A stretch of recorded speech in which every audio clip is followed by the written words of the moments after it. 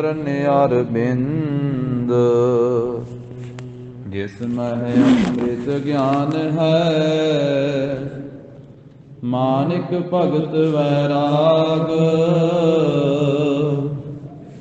श्री गुरु ग्रंथ साहिब उदत, बंदों कर अनुराग। एक अंकारा सतगुरु, तेह प्रसाद सच होए। वाहिगुरु जी की फतेह, विघ्न विनाशन सोए। वाहिगुरु जी की फतेह, विघ्न विनाशन सोए। सतनाम श्री वाहिगुरु साहिब जी। श्री सीर खोड़न कहाँ बिगारा, लरबे मिल बेनाहिन बिचारा। सीर घोर इन कहाँ बिगारा, नरबे मिल बेनाहिन बिचारा। वाहिगुरु जी का खालसा, वाहिगुरु जी की फतेह। दसां पातशाहियां दी जोत, तखत चौर छत्र दे मालक धन श्री गुरु ग्रंथ साहिब जी महाराज, सतगुरां दी पावन पवित्र हजूरी अंदर जगत गुरु श्री गुरु नानक देव साहिब जी महाराज, सतगुरां दे पावने अस्थान गुरुद्वारा श्री बेर साहिब जी विखे सजे हुए सुंदर दीवान गुरु चरना की हाजरी भर रही गुरु की साजी नवाजी हुई साध संगत जी,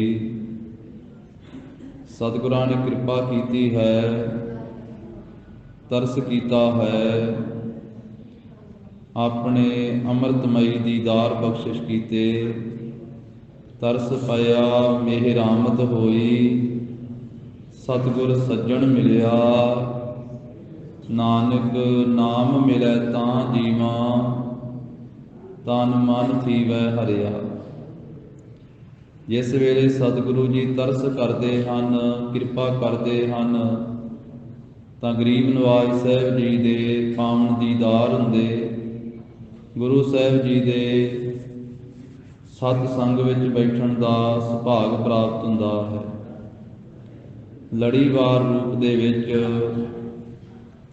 सतगुरां दे पावने अस्थान ते दशमेश पातशाह अमृत दे दाते, पंथ दे वाली श्री गुरु गोबिंद सिंह महाराज साहब जी का पावन इतिहास चल रहा है। जिन्हां सतगुरां दा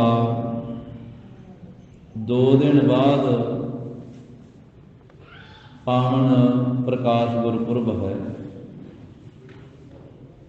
अज 7 तरीक है, 9 तरीक नूं कलगीधर पातशाह जी का आगमन पुरब है।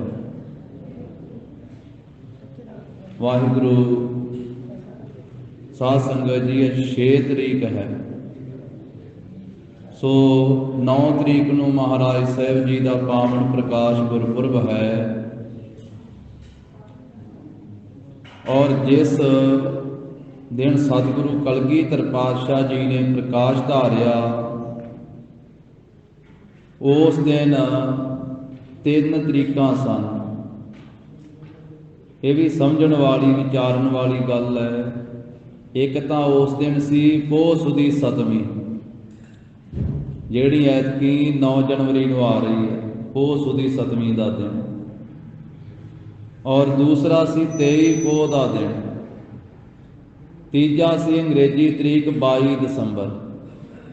ये इतिहास में लिखियां हुई तरीकां हन कि जिस दिन कलगीधर पातशाह जी ने प्रकाश धारिया, सन 1666 22 ਦਸੰਬਰ ਤੇ ਬਿਕਰਮੀ ਸੰਮਤ ਸੀ 1723 ਪੋਹ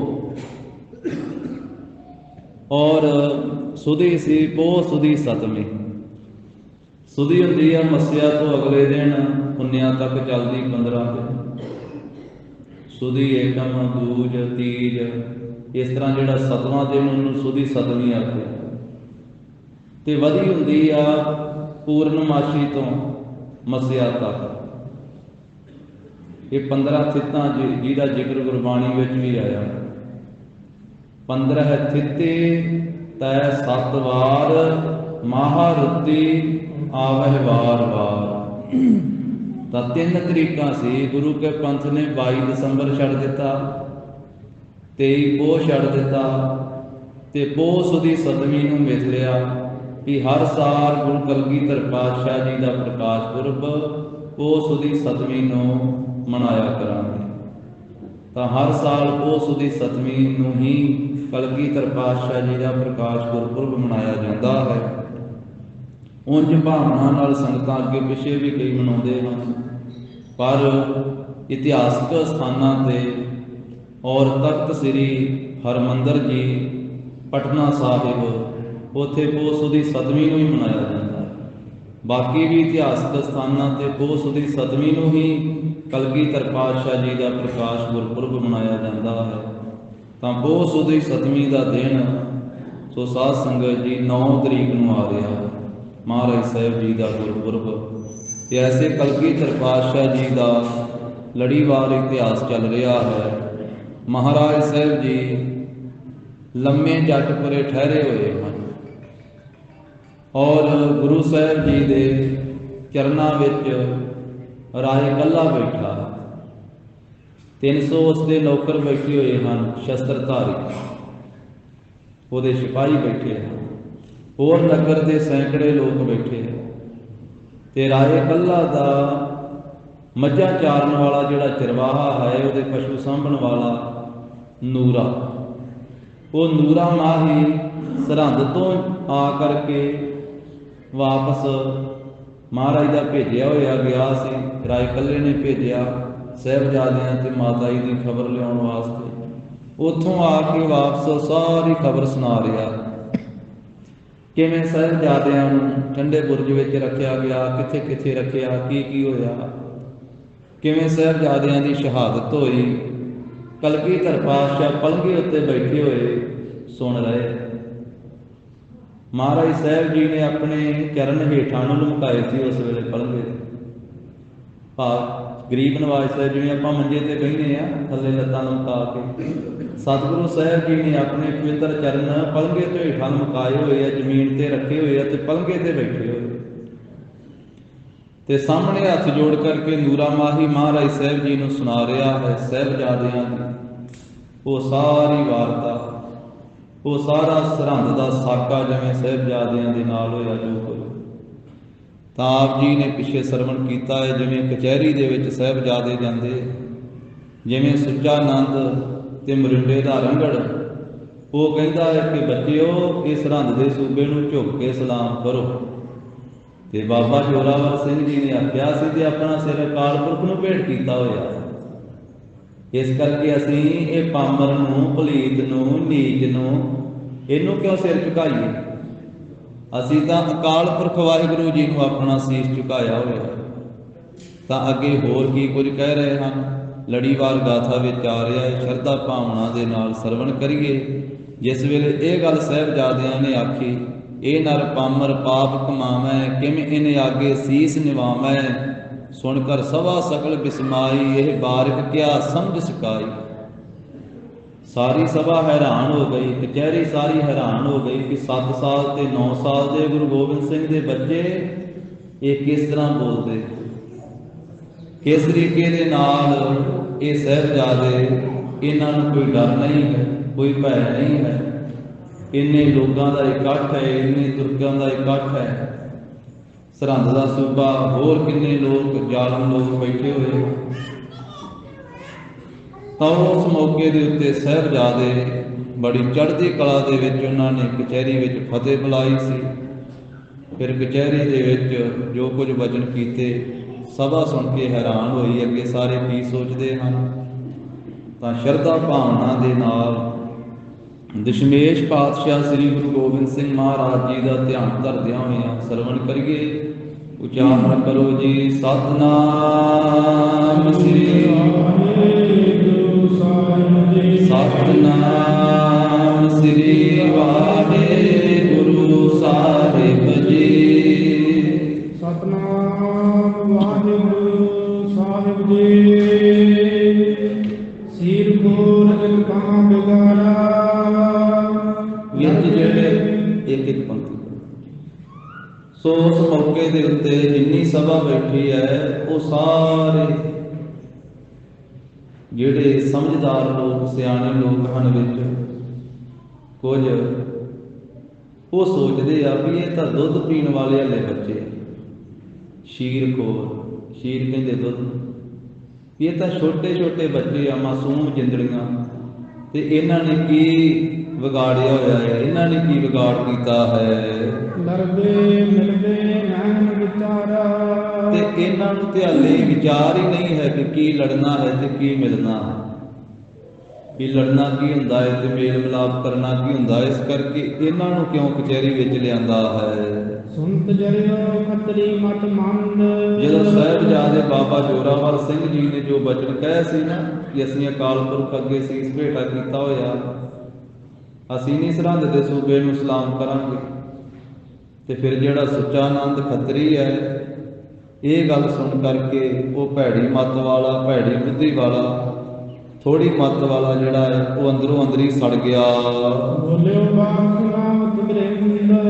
ਸਾਰੀ ਸਭਾ ਨੂੰ ਸੁਣਾਉਂਦਿਆਂ ਹੋਇਆਂ ਇਹ ਸੁੱਚਾ ਆਨੰਦ ਖੱਤਰੀ ਬੋਲਿਆ, ਇਹ ਨਾਗਨ ਕੇ ਬੱਚੇ ਛੋਟੇ। ਕਹਿੰਦਾ ਸੂਬਾ ਸਾਹਿਬ ਇਹਨਾਂ ਨੂੰ ਛੋਟੇ ਨਾ ਸਮਝੋ, ਇਹ ਨਾਗਾਂ ਦੇ, ਨਾਗ ਦੇ ਬੱਚੇ ਆ।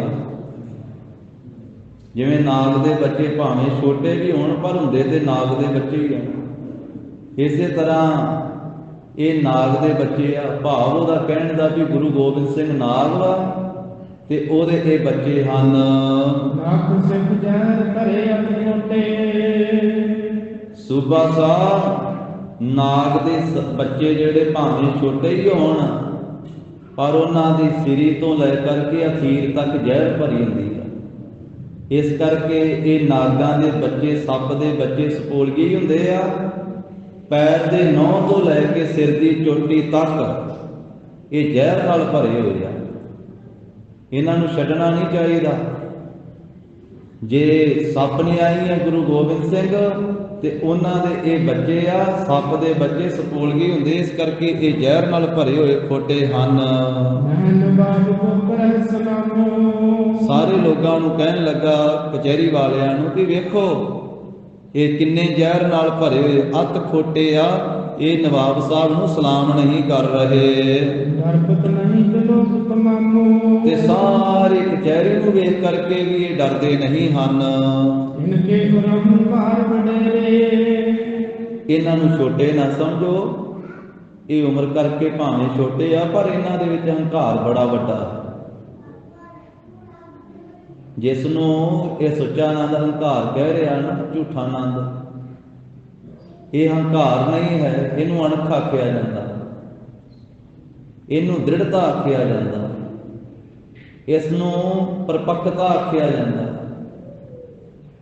ਕਈ ਲੋਕ ਇਹਨੂੰ ਕੱਟੜਪੁਣਾ ਕਹਿ ਦਿੰਦੇ ਪਰ ਇਹ ਪਰਪੱਕਤਾ ਹੁੰਦੀ ਹੈ, ਕੱਟੜਪੁਣਾ ਨਹੀਂ ਹੁੰਦਾ।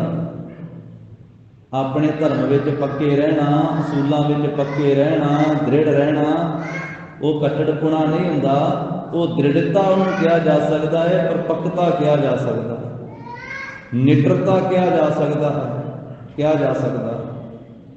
ਨਿਡਰਤਾ ਹੈ, ਬੇਖੌਫ ਹਨ, ਨਿਰਭਉ ਹਨ ਔਰ ਚੜ੍ਹਦੀ ਕਲਾ ਦੇ ਵਿੱਚ ਹਨ। ਕੋਈ ਸੂਬੇ ਦਾ ਤੇ ਕੋਈ ਕਿਸੇ ਦਾ ਡਰ ਨਹੀਂ ਹੈ। ਇਸ ਕਰਕੇ ਇਹਨੂੰ ਹੰਕਾਰ ਸੁੱਚਾ ਆਨੰਦ ਕਹਿੰਦਾ ਹੈ, ਪਰ ਇਹ ਹੰਕਾਰ ਨਹੀਂ, ਇਹ ਅਣਖ ਹੈ। ਇਮ ਇਹ ਚੁਕੈ ਬਾਬ ਵਗੇਰੇ। ਕਹਿੰਦੇ ਇਹਨਾਂ ਦੇ ਹਿਰਦੇ ਵਿੱਚ ਤਾਂ ਹੰਕਾਰ ਹੀ ਬੜਾ ਵੱਡਾ ਹੈ, ਇਸ ਕਰਕੇ ਇਹ ਕਿਵੇਂ ਝੁਕਣਗੇ ਨਵਾਬ ਦੇ ਅੱਗੇ? ਇਹ ਨਹੀਂ ਝੁਕਦੇ ਹੰਕਾਰੀ ਬੱਚੇ। ਔਰ ਵਜੀਦ ਖਾਨ ਬਚ ਕਹਿਓ। ਇਹ ਸੁੱਚੇ ਨੰਦ ਤੋਂ ਬਾਅਦ ਫਿਰ ਵਜੀਦ ਖਾਨ ਸਰਹੰਦ ਦਾ ਸੂਬਾ ਕਹਿਣ ਲੱਗਾ, ਭਰਾਤ ਪਿਤਾ ਦਿਕ ਲਹਿੰਗੋ ਰਹਿਓ। ਕਹਿਣ ਲੱਗਾ, ਬੱਚਿਓ ਮੇਰੀ ਗੱਲ ਸੁਣੋ ਤੁਸੀਂ, ਨਾ ਹੁਣ ਤੁਹਾਡੇ ਭਰਾ ਜਿਉਂਦੇ ਰਹਿ ਗਏ ਤੇ ਨਾ ਤੁਹਾਡਾ ਪਿਤਾ ਜਿਉਂਦਾ ਰਹੇ। ਤੁਹਾਡੇ ਭਰਾ ਵੀ ਨਹੀਂ ਰਹੇ, ਤੁਹਾਡਾ ਪਿਤਾ ਵੀ ਨਹੀਂ ਰਿਹਾ ਹੈ। ਦੀਨ ਦੁਖੈ ਆਵੋ ਤੁਮ ਅਬੈ। ਤੇ ਬੱਚਿਓ ਤੁਸੀਂ ਹੁਣ ਦੀਨ ਵਿੱਚ ਆ ਜਾਓ, ਇਸਲਾਮ ਨੂੰ ਧਾਰਨ ਕਰਨ ਲਵੋ। ਤੁਰਕ ਸ਼ਰਾਬ ਮਨ ਸਬੈ। ਤੁਸੀਂ ਹੁਣ ਸਾਡੀ ਮੁਸਲਮਾਨਾਂ ਦੀ ਜਿਹੜੀ ਸ਼ਰ੍ਹਾ ਹੈ ਨਾ ਉਸ ਨੂੰ ਮੰਨ ਲਓ। ਤੁਸੀਂ ਇਸਲਾਮ ਦੇ ਵਿੱਚ ਆ ਜਾਓ ਬੱਚਿਓ, ਤੁਸੀਂ ਮੁਸਲਮਾਨ ਬਣ ਜਾਵੋ। ਹੁਣ ਤੁਮ ਕੋ ਦੇ ਹੈ ਬਹੁ ਵਡਿਆਈ। ਫਿਰ ਅਸੀਂ ਤੁਹਾਨੂੰ ਬਹੁਤ ਵੱਡੀ ਵਡਿਆਈ ਦੇਵਾਂਗੇ ਬੱਚਿਓ। ਗਜਬਾਜੀ ਅਰ ਧਨ ਸਮਦਾਈ। ਅਸੀਂ ਤੁਹਾਨੂੰ ਹਾਥੀ ਦੇਵਾਂਗੇ, ਘੋੜੇ ਦੇਵਾਂਗੇ, ਧਨ ਵੀ ਬੜਾ ਜ਼ਿਆਦਾ ਦੇਵਾਂਗੇ ਤੁਹਾਨੂੰ। ਹਜ਼ਰਤ ਨਿਪਤ ਆਪਣੇ ਰਾਖੇ। ਬੱਚਿਓ ਨਾਲੇ ਤੁਹਾਨੂੰ ਹਾਥੀ ਘੋੜੇ ਤੇ ਦੌਲਤ ਮਿਲੇਗੀ ਤੇ ਨਾਲੇ ਤੁਹਾਨੂੰ ਬਾਦਸ਼ਾਹ ਦੇ ਕੋਲੇ ਭੇਜਾਂਗੇ। ਔਰੰਗਜ਼ੇਬ ਬਾਦਸ਼ਾਹ ਤੁਹਾਨੂੰ ਆਪਣੇ ਪਾਸ ਰੱਖੇਗਾ।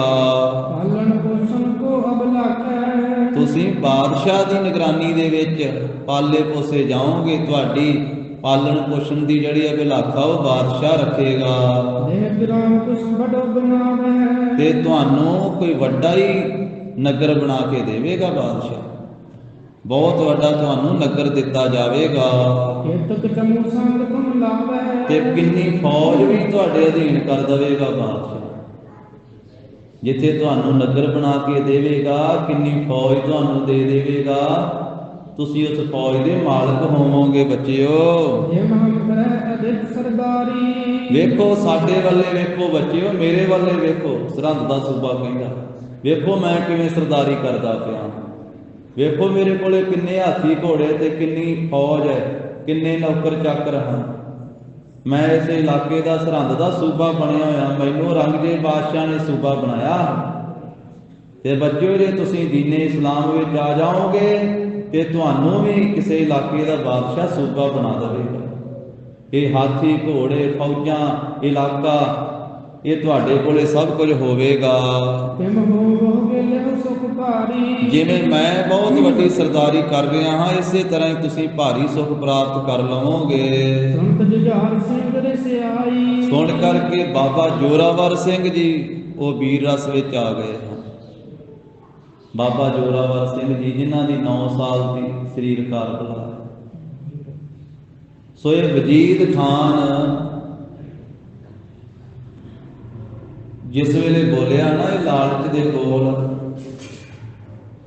ਤੇ ਗੁਰੂ ਕਲਗੀਧਰ ਪਾਤਸ਼ਾਹ ਜੀ ਦਾ ਲਾਡਲਾ ਬਾਬਾ ਜੋਰਾਵਰ ਸਿੰਘ ਜੀ ਫਿਰ ਵੀਰ ਰਸ ਵਿੱਚ ਆ ਗਏ। ਦੂਜੇ ਫਤਿਹ ਸਿੰਘ ਲੱਗ ਭਾਈ ਤੇ ਪੁੱਛਣ ਲੱਗੇ ਆਪਣੇ ਛੋਟੇ ਭਰਾ ਬਾਬਾ ਫਤਿਹ ਸਿੰਘ ਨੂੰ। ਬਾਬਾ ਫਤਿਹ ਸਿੰਘ 7 ਸਾਲ ਦਾ ਹੈ। ਬਾਬਾ ਜੋਰਾਵਰ ਸਿੰਘ ਕਚਹਿਰੀ ਦੇ ਵਿੱਚ ਬਾਬਾ ਫਤਿਹ ਸਿੰਘ ਨੂੰ ਪੁੱਛਣ ਲੱਗੇ, ਪਹੁੰਚੋ ਸਮਾਂ ਹੋਏ ਅਸ ਜੋਗਾ। ਕਹਿਣ ਲੱਗੇ ਭਰਾ ਮੈਨੂੰ ਤੇ ਇਸ ਤਰ੍ਹਾਂ ਲੱਗਦਾ ਹੈ ਕਿ ਸਮਾਂ ਆਣ ਪਹੁੰਚਾ ਹੈ, ਸਮਾਂ ਨੇੜੇ ਆ ਗਿਆ ਹੈ। ਉਹ ਹੀ ਗੁਰੂ ਪਿਤਾ ਮੈਂ ਫਰਜ਼ ਹੋਗਾ। ਪਤਾ ਭਰਾ ਕਿਹੜਾ ਸਮਾਂ ਨੇੜੇ ਆ ਗਿਆ ਲੱਗਦਾ ਹੈ? ਜਿਹੜਾ ਗੁਰੂ ਪਿਤਾਮੇ ਦੇ ਉੱਤੇ ਆਇਆ ਸੀ। ਪਿਤਾਮਾ ਕਹਿੰਦੇ ਦਾਦਾ ਜੀ। ਜਿਹੜਾ ਸਮਾਂ ਆਪਣੇ ਦਾਦਾ ਜੀ ਦੇ ਉੱਤੇ ਆਇਆ ਸੀ ਨਾ, ਸ੍ਰੀ ਗੁਰੂ ਤੇਗ ਬਹਾਦਰ ਸਾਹਿਬ ਜੀ ਦੇ ਉੱਤੇ ਚਾਂਦਨੀ ਚੌਂਕ ਦਿੱਲੀ ਦੇ ਵਿੱਚ, ਭਾਵ ਸ਼ਹਾਦਤ ਪ੍ਰਾਪਤ ਕਰਨ ਵਾਲਾ, ਸੱਚ ਹੱਕ ਤੋਂ ਧਰਮ ਤੋਂ ਕੁਰਬਾਨ ਹੋਣ ਵਾਲਾ ਬਾਬਾ ਜੋਰਾਵਰ ਸਿੰਘ ਛੋਟੇ ਭਾਈ ਨੂੰ ਕਹਿੰਦੇ ਫਤਿਹ ਸਿੰਘ ਨੂੰ ਕਿ ਭਰਾ ਉਹ ਦਾਦਾ ਜੀ ਵਾਲਾ ਸਮਾਂ ਆਣ ਪਹੁੰਚਿਆ ਹੈ। ਸਾਬਤ ਰਹਿਣ ਬਾਤ ਹੈ ਲਿਖੀ। ਇਸ ਕਰਕੇ ਸਾਨੂੰ ਹੁਣ ਆਪਣੇ ਧਰਮ ਦੇ ਵਿੱਚ ਸਾਬਤ ਰਹਿਣਾ ਚਾਹੀਦਾ, ਧਰਮ ਛੱਡਣਾ ਨਹੀਂ ਚਾਹੀਦਾ। ਧਰਮ ਵਿੱਚ ਸਾਬਤ ਰਹਿਣਾ ਹੀ ਚੰਗੀ ਗੱਲ ਹੈ। ਭਰਾਤਾ ਤੂੰ ਆਪਣੇ ਜੀ ਕੀ। ਬਾਬਾ ਜੋਰਾਵਰ ਸਿੰਘ ਕਹਿੰਦੇ ਫਤਿਹ ਸਿੰਘ ਤੂੰ ਵੀ ਆਪਣੇ ਜੀ ਦੀ ਦੱਸ, ਤੇਰੇ ਜੀ ਵਿੱਚ ਕੀ ਆਉਂਦੀ ਹੈ, ਤੇਰੇ ਮਨ ਵਿੱਚ ਕੀ ਖਿਆਲ ਆਉਂਦਾ ਹੈ। ਫਤਿਹ ਸਿੰਘ ਸੰਤਰ ਦੀਨਾ ਤੇ ਧੰਨ ਬਾਬਾ ਫਤਿਹ ਸਿੰਘ ਜੀ ਉਮਰ ਕਰਕੇ ਸਰੀਰ ਕਰਕੇ ਹੀ ਛੋਟੇ ਆ, ਉਹਦੇ ਤੇ ਵੱਡੇ ਹੀ ਆ, ਉਹ ਬਹੁਤ ਵੱਡੇ, ਬੜੇ ਬਹਾਦਰ। ਅਨੰਦਪੁਰ ਸਾਹਿਬ ਜਦੋਂ ਉਹਨਾਂ ਨੂੰ ਖੇਡਣ ਨਹੀਂ ਸੀ ਦਿੰਦੇ ਨਾਲ ਵੱਡੇ ਸਾਹਿਬਜ਼ਾਦੇ, ਤੇ ਫਿਰ ਇੱਕ ਦਿਨ ਬੜੇ ਦਮਾਲੇ ਸਿਰ ਤੇ ਬੰਨੇ ਸੀ ਬਾਬਾ ਫਤਿਹ ਸਿੰਘ ਜੀ ਨੇ। ਜਿਉਂ ਲੱਗੇ ਦਮਾਲੇ ਬੰਨਣ, ਕਿੰਨੇ ਦਮਾਲੇ ਬੰਨ ਕੇ ਵੱਡੀ ਦਸਤਾਰ ਬਣਾ ਕੇ ਸਾਹਮਣੇ ਆ ਗਏ ਤੇ ਆਖਿਆ, ਪਿਤਾ ਜੀ ਇਹ ਮੈਨੂੰ ਸਾਰੇ ਛੋਟਾ ਛੋਟਾ ਕਹਿੰਦੇ, ਵੀ ਤੂੰ ਹਲੇ ਛੋਟਾ, ਤੂੰ ਨਹੀਂ ਸਾਡੇ ਨਾਲ ਖੇਡ ਸਕਦਾ, ਵੇਖੋ ਮੈਂ ਕਿੱਡਾ ਵੱਡਾ ਬਣ ਗਿਆ। ਤੇ ਕਲਗੀਧਰ ਪਾਤਸ਼ਾਹ ਨੇ ਆਖਿਆ ਸੀ, ਫਤਿਹ ਸਿੰਘ ਤੂੰ ਬਹੁਤ ਵੱਡਾ ਹੈ। ਤੇ ਫਤਿਹ ਸਿੰਘ ਵਾਕਿਆ ਹੀ ਬਹੁਤ ਵੱਡੇ। ਇਸ ਕਰਕੇ ਬਾਬਾ ਫਤਿਹ ਸਿੰਘ ਸਾਹਿਬ ਜੀ ਦੇ ਬੜੇ ਵੱਡੇ ਨਿਸ਼ਾਨ ਝੁਲਦੇ ਆ। ਸਰਹੰਦ ਤੇ ਮਲੀਆ ਮੇਟ ਹੋ ਗਈ, ਹੁਣ ਤੇ ਸ੍ਰੀ ਫਤਿਹਗੜ੍ਹ ਸਾਹਿਬ ਬਾਬਾ ਫਤਿਹ ਸਿੰਘ ਦੇ ਨਾਂ ਤੇ ਸੋਭਦਾ। ਤਾਂ ਬਾਬਾ ਫਤਿਹ ਸਿੰਘ ਜੀ ਨੇ ਉਸ ਵੇਲੇ ਆਪਣੇ ਵੱਡੇ ਭਰਾ ਬਾਬਾ ਜੋਰਾਵਰ ਸਿੰਘ ਜੀ ਨੂੰ ਉੱਤਰ ਦਿੱਤਾ ਕਚਹਿਰੀ ਦੇ ਵਿੱਚ ਹੀ, ਧਰਮ ਪਿਤਾ ਮੈਂ ਜਿਉ ਰੱਖ ਲੀਨਾ।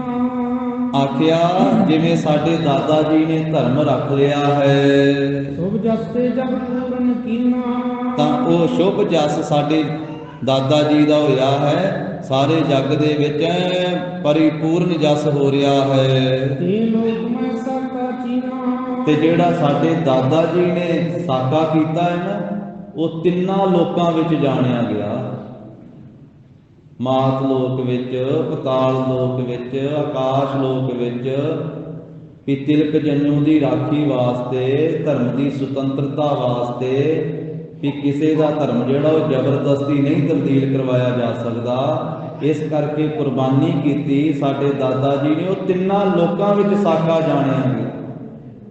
ਜਿਵੇਂ ਕਲਗੀਧਰ ਪਿਤਾ ਜੀ ਨੇ ਫਰਮਾਇਆ ਬਚਿੱਤਰ ਨਾਟਕ ਬਾਣੀ ਵਿੱਚ, ਤਿਲਕ ਜੰਨੂ ਰਾਖਾ ਪ੍ਰਭ ਤਾਕਾ, ਕੀਨੋ ਵੱਡੋ ਕਲੂ ਮਹਿ ਸਾਕਾ। ਵੱਡਾ ਹੀ ਕਲਯੁਗ ਵਿੱਚ ਸਾਕਾ ਕੀਤਾ। ਸਾਧਨ ਹੇਤ ਜਿਤੇ ਜਨ ਕਰੀ, ਸੀਸ ਦਿਆ ਪਰ ਸੀ ਨਾ ਉਜਰੇ। ਧਰਮ ਹੇਤ ਸਾਕਾ ਜਿਨ ਕੀਆ, ਸੀਸ ਦਿਆ ਪਰ ਸਿਰ ਨਾ ਦਿਆ। ਬਾਬਾ ਫਤਿਹ ਸਿੰਘ ਜੀ ਕਹਿੰਦੇ, ਵੇਖੋ ਸਾਰੇ ਜੱਗ ਵਿੱਚ ਔਰ ਤਿੰਨਾਂ ਲੋਕਾਂ ਦੇ ਵਿੱਚ ਉਹ ਸਾਕਾ ਦਾਦਾ ਜੀ ਦਾ ਜਾਣਿਆ ਗਿਆ ਹੈ। ਹਮ ਤੁਮ ਕੋ ਤਮੀ ਬਨ ਆਵੇ। ਇਹ ਵੱਡੇ ਵੀਰ, ਮੈਨੂੰ ਤੇ ਤੁਹਾਨੂੰ, ਸਾਨੂੰ ਆਪਣੇ ਦਾਦਾ ਜੀ ਵਾਂਗੂ ਹੀ ਕਰਨਾ ਚਾਹੀਦਾ। ਸਾਨੂੰ ਧਰਮ ਦੇ ਵਿੱਚ ਹੀ ਪਰਪੱਕ ਰਹਿਣਾ ਚਾਹੀਦਾ ਹੈ, ਧਰਮ ਵਿੱਚ ਸਾਬਤ ਰਹਿਣਾ ਚਾਹੀਦਾ ਹੈ। ਸਿਰ ਦੇ ਤੁਰਕਣ ਮੂਲ ਗਵਾਵੇ। ਆਪਾਂ ਸਿਰ ਦੇ ਕੇ ਨਾ ਤੇ ਤੁਰਕਾਂ ਦਾ ਮੂਲ ਗਵਾ ਦਿਆਂਗੇ, ਤੁਰਕਾਂ ਦੀਆਂ ਜੜ੍ਹਾਂ ਪੁੱਟ ਦਿਆਂਗੇ ਆਪਣਾ ਸੀਸ ਕੁਰਬਾਨ ਕਰਕੇ। ਹਿੰਦੂ ਧਰਮ ਜਾਗਣਾ ਫੇਰ। ਇਸ ਹਿੰਦੁਸਤਾਨ ਦੀ ਧਰਤੀ ਦੇ ਉੱਤੇ ਫਿਰ ਇਹ ਧਰਮ ਜਿਹੜਾ ਹੈ ਇਹ ਜਾਗੇਗਾ, ਧਰਮ ਜਿਹੜਾ ਹੈ ਇਹ ਮਹਾਨ ਪ੍ਰਗਟ ਹੋਵੇਗਾ। ਧਨ ਸਭ ਨਾਸਵੰਤ ਹੈ। ਤੇ ਇਹ ਭਰਾ, ਇਹ ਸਰੀਰ ਤਾਂ ਸਾਰੇ ਨਾਸਵੰਤ ਹੀ ਹਨ, ਇਹਨਾਂ ਤੇ ਸਮੇਂ ਦੇ ਨਾਲ ਨਾਸ ਹੋ ਹੀ ਜਾਣਾ ਹੈ। ਦੀਨ ਬਿਕਲਿਆਣ ਕੇ ਹੇਤ। ਵੇਖੋ ਸਾਡੇ ਦਾਦਾ ਜੀ ਨੂੰ ਇਸਲਾਮ ਦੇ ਵਿੱਚ ਲਿਆਉਣ ਵਾਸਤੇ ਕਹਿ ਪਿਤਾ ਮੈਂ ਕੋ ਬਦੇਤ। ਬਹੁਤ ਕੁਝ ਦੇਣ ਦੇ ਲਾਲਚ ਦਿੰਦਾ ਰਿਹਾ ਸੀ ਬਾਦਸ਼ਾਹ ਉਸ ਵੇਲੇ। ਦਾਦੀ ਮਾਤਾ ਜੀ ਤੋਂ ਸੁਣਦੇ ਰਹੇ ਸਾਰੀ ਗਾਥਾ ਕਿ ਤੁਹਾਡੇ ਦਾਦਾ ਜੀ ਨੂੰ ਇਸਲਾਮ ਵਿੱਚ ਲਿਆਉਣ ਵਾਸਤੇ ਉਹ ਰੰਗਜੇਬ ਨੇ ਬੜੇ ਲਾਲਚ ਦਿੱਤੇ ਸੀ ਚਾਂਦਨੀ ਚੌਂਕ ਦੇ ਵਿੱਚ। ਤਾਂ ਉਹ ਗੱਲ ਕਰ ਰਹੇ ਆਪਸ ਵਿੱਚ ਬਾਬਾ ਫਤਿਹ ਸਿੰਘ ਜੀ ਕਹਿ ਰਹੇ ਬਾਬਾ ਜੋਰਾਵਰ ਸਿੰਘ ਜੀ ਨੂੰ ਕਿ ਆਪਣੇ ਦਾਦਾ ਜੀ ਨੂੰ ਇਸਲਾਮ ਵਿੱਚ ਲਿਆਉਣ ਵਾਸਤੇ ਉਹ ਰੰਗਜੇਬ ਨੇ ਬੜੇ ਲਾਲਚ ਦਿੱਤੇ ਸੀ ਦਿੱਲੀ ਦੇ ਵਿੱਚ। ਧਰਮ ਧਰਮ ਧੀਰਜ ਧਾਰੀ। ਪਰ ਸਾਡੇ ਦਾਦਾ ਜੀ ਧਰਮ ਨੂੰ ਧਾਰਨ ਵਾਲੇ, ਧਰਮ ਧੁਰੰਦਰ, ਧੀਰਜ ਧਾਰੀ ਤੇ ਧੀਰਜ ਨੂੰ ਧਾਰਨ ਵਾਲੇ। ਇਨ ਕਹਨੇ ਪਰ ਨਹੀਂ ਮਾਨੀ। ਇਹਨਾਂ ਇਸਲਾਮ ਜ਼ਾਲਮ ਲੋਕਾਂ ਦੇ ਕਹਿਣ ਦੇ ਉੱਤੇ ਸਾਡੇ ਦਾਦਾ ਜੀ ਨੇ ਜੁੱਤੀ ਮਾਰੀ, ਭਾਵ ਜੁੱਤੀ ਦੇ ਨਾਲ ਟਕਰਾ ਦਿੱਤੇ, ਭਾਵ ਕੋਈ ਲਾਲਚ ਨਹੀਂ ਇਹਨਾਂ ਦਾ ਮੰਨਿਆ। ਕਹਿਣ ਦਾ ਭਾਵ ਇਹ ਹੀ ਹੈ ਕਿ ਉਹਨਾਂ ਦੇ ਸਾਰੇ ਲਾਲਚ ਦੇ ਉੱਤੇ ਦਾਦਾ ਜੀ ਨੇ ਜੁੱਤੀ ਮਾਰੀ ਹੈ, ਕਿ ਕੋਈ ਉਹਨਾਂ ਦਾ ਪਦਾਰਥ ਦਾ ਲਾਲਚ ਨਹੀਂ ਮੰਨਿਆ। ਸਾਕਾ ਜਦ ਤੁਮ ਦਿਖਰਾਵੋ। ਇਸੇ ਤਰ੍ਹਾਂ ਜਿਵੇਂ ਦਾਦਾ ਜੀ ਨੇ ਸਾਕਾ ਵਿਖਾਇਆ ਨਾ ਜੱਗ ਦੇ ਵਿੱਚ, ਤੇ ਭਰਾ ਤੁਸੀਂ ਵੀ ਇਸੇ ਤਰ੍ਹਾਂ ਹੀ ਸਾਕਾ ਵਿਖਾਓ ਸੰਸਾਰ ਦੇ ਵਿੱਚ। ਮਨ ਕੋ ਥਿਰ ਕਰ ਨਹੀਂ ਡੁਲਾਓ, ਆਪਣੇ ਮਨ ਨੂੰ ਟਿਕਾ ਕੇ ਰੱਖੋ, ਮਨ ਨੂੰ ਡੋਲਣ ਨਾ ਦਿਓ। ਸਰਬ ਸਰਬ ਮਨ ਬੰਸ ਹਮਾਰਾ। ਬਾਬਾ ਫਤਿਹ ਸਿੰਘ ਜੀ ਕਹਿ ਰਹੇ, ਜੋ ਕੁਝ ਆਖਿਆ ਲੋਕਾਂ ਨੇ ਸੁਣਿਆ ਸੀ ਤੇ ਥੋੜਿਆਂ ਨੇ ਵੀ ਸੁਣਿਆ ਹੋਵੇ ਤੇ ਉਹ ਗੱਲ ਜਿਹੜੀ ਹੈ ਬਾਹਰ ਪ੍ਰਗਟ ਹੋ ਜਾਂਦੀ ਹੈ। ਉਹ ਸਰਹੰਦ ਸਾਰੀ ਵਿੱਚ ਗੱਲ ਪ੍ਰਗਟ ਹੋਈ ਸੀ ਜਿਹੜੀ ਕਚਹਿਰੀ ਵਿੱਚ ਹੋਈ, ਤੇ ਸਰਹੰਦ ਦੇ ਵਿੱਚੋਂ ਫਿਰ ਨੂਰੇ ਮਾਹੀ ਨੇ ਸਾਰੀ ਸੁਣੀ ਸੀ, ਤੇ ਨੂਰਾ ਮਾਹੀ ਹੁਣ ਲੰਮੇ ਜੱਟਪੁਰੇ ਕਲਗੀਧਰ ਪਾਤਸ਼ਾਹ ਨੂੰ ਸੁਣਾ ਰਿਹਾ। ਰਾਏ ਕੱਲੇ ਦਾ ਮੱਝਾਂ ਸਾਂਭਣ ਵਾਲਾ, ਪਸ਼ੂ ਸਾਂਭਣ ਵਾਲਾ ਨੂਰਾ ਮਾਹੀ। ਤਾਂ ਉਸ ਵੇਲੇ ਬਾਬਾ ਫਤਿਹ ਸਿੰਘ ਜੀ ਕਹਿੰਦੇ ਆ ਬਾਬਾ ਜੋਰਾਵਰ ਸਿੰਘ ਨੂੰ ਵੀ ਆਪਣੀ ਜਿਹੜੀ ਬੰਸ ਹੈ ਨਾ, ਇਹ ਸੋਢੀ ਬੰਸ ਜੋ ਧੰਨ ਗੁਰੂ ਰਾਮਦਾਸ ਸਾਹਿਬ ਜੀ ਦੀ ਬੰਸ ਹੈ, ਸ਼ਹੀਦਾਂ ਦੇ ਸਰਤਾਜ ਸ੍ਰੀ ਗੁਰੂ ਅਰਜਨ ਦੇਵ ਸਾਹਿਬ ਜੀ ਦੀ ਬੰਸ ਹੈ, ਔਰ ਸਾਡੇ ਪੜਦਾਦਾ ਮੀਰੀ ਪੀਰ ਦੇ ਮਾਲਕ ਦੇਗ ਤੇਗ ਦੇ ਧਨੀ ਬੰਦੀ ਛੋੜ ਦਾਤਾ ਗੁਰੂ ਹਰਗੋਬਿੰਦ ਸਿੰਘ ਮਹਾਰਾਜ ਜੀ ਦੀ ਇਹ ਬੰਸ ਹੈ, ਔਰ ਨਾਵੇਂ ਪਾਤਸ਼ਾਹ ਸ੍ਰੀ ਗੁਰੂ ਤੇਗ ਬਹਾਦਰ ਸਾਹਿਬ ਮਹਾਰਾਜ ਜੀ ਦੇ ਆਪਾਂ ਪੋਤਰੇ ਹਾਂ। ਅੰਮ੍ਰਿਤ ਦੇ ਦਾਤੇ ਪੰਥ ਦੇ ਵਾਲੀ ਸ੍ਰੀ ਗੁਰੂ ਗੋਬਿੰਦ ਸਿੰਘ ਮਹਾਰਾਜ ਜੀ ਦੇ ਆਪਾਂ ਸਾਹਿਬਜ਼ਾਦੇ ਹਾਂ। ਸਾਡੀ ਜੋ ਇਹ ਬੰਸ ਹੈ ਸਰਬ ਸ਼੍ਰੋਮਣ ਹੈ, ਸਾਰਿਆਂ ਤੋਂ ਸ਼੍ਰੋਮਣੀ ਹੈ, ਸਭ ਤੋਂ ਵੱਡੀ ਬੰਸ ਹੈ। ਰੱਖੋ ਤਿਸ ਕੀ ਲਾਜ ਉਦਾਰਾ, ਤੇ ਇਸ ਦੀ ਲਾਜ ਰੱਖਣਾ ਕਰੀਏ। ਇਹ ਸ੍ਰੇਸ਼ਟ ਜੋ ਲਾਜ ਹੈ, ਇਸ ਲਾਜ ਨੂੰ ਰੱਖੀਏ। ਸੁਨੇ ਅਨਜ ਤੇ ਧੀਰਜ ਬੈਨ। ਬਾਬਾ ਜੋਰਾਵਰ ਸਿੰਘ ਜੀ ਨੇ ਜਦੋਂ ਆਪਣੇ ਛੋਟੇ ਭਰਾਤਾ ਬਾਬਾ ਫਤਿਹ ਸਿੰਘ ਜੀ ਤੋਂ ਇਹ ਧੀਰਜ ਵਾਲੇ ਹੌਸਲੇ ਵਾਲੇ ਬਚਨ ਸੁਣੇ, ਕਹੋ ਜੋਰਾਵਰ ਸਿੰਘ ਰਿਸ ਮੈਨ। ਤਾਂ ਉਸ ਵੇਲੇ ਫਿਰ ਹੋਰ ਵੀਰ ਰਸ ਦੇ ਵਿੱਚ ਨੇਤਰ ਲਾਲ ਹਨ ਬਾਬਾ ਜੋਰਾਵਰ ਸਿੰਘ ਜੀ ਦੇ। ਤੇ ਬਾਬਾ ਜੋਰਾਵਰ ਸਿੰਘ ਜੀ ਨੇ ਆਖਿਆ, ਸਰਾ ਸੀਸਾਂ ਪਨਹੀ ਮਾਰੈ। ਪਹਿਲਾਂ ਸਲਾਹ ਲੈ ਲਈ ਆਪਣੇ ਛੋਟੇ ਵੀਰ ਦੀ, ਤੇ ਜਦੋਂ ਸਲਾਹ ਤੋਂ ਪਤਾ ਲੱਗ ਗਿਆ ਕਿ ਛੋਟਾ ਵੀਰ ਤੇ ਤਿਆਰ ਆ ਪੂਰਾ, ਬਾਬਾ ਫਤਿਹ ਸਿੰਘ ਉਹ ਕਹਿੰਦਾ ਵੀ ਆਪਾਂ ਦਾਦੇ ਵਾਂਗੂ ਕੁਰਬਾਨੀ ਕਰਨੀ ਆ।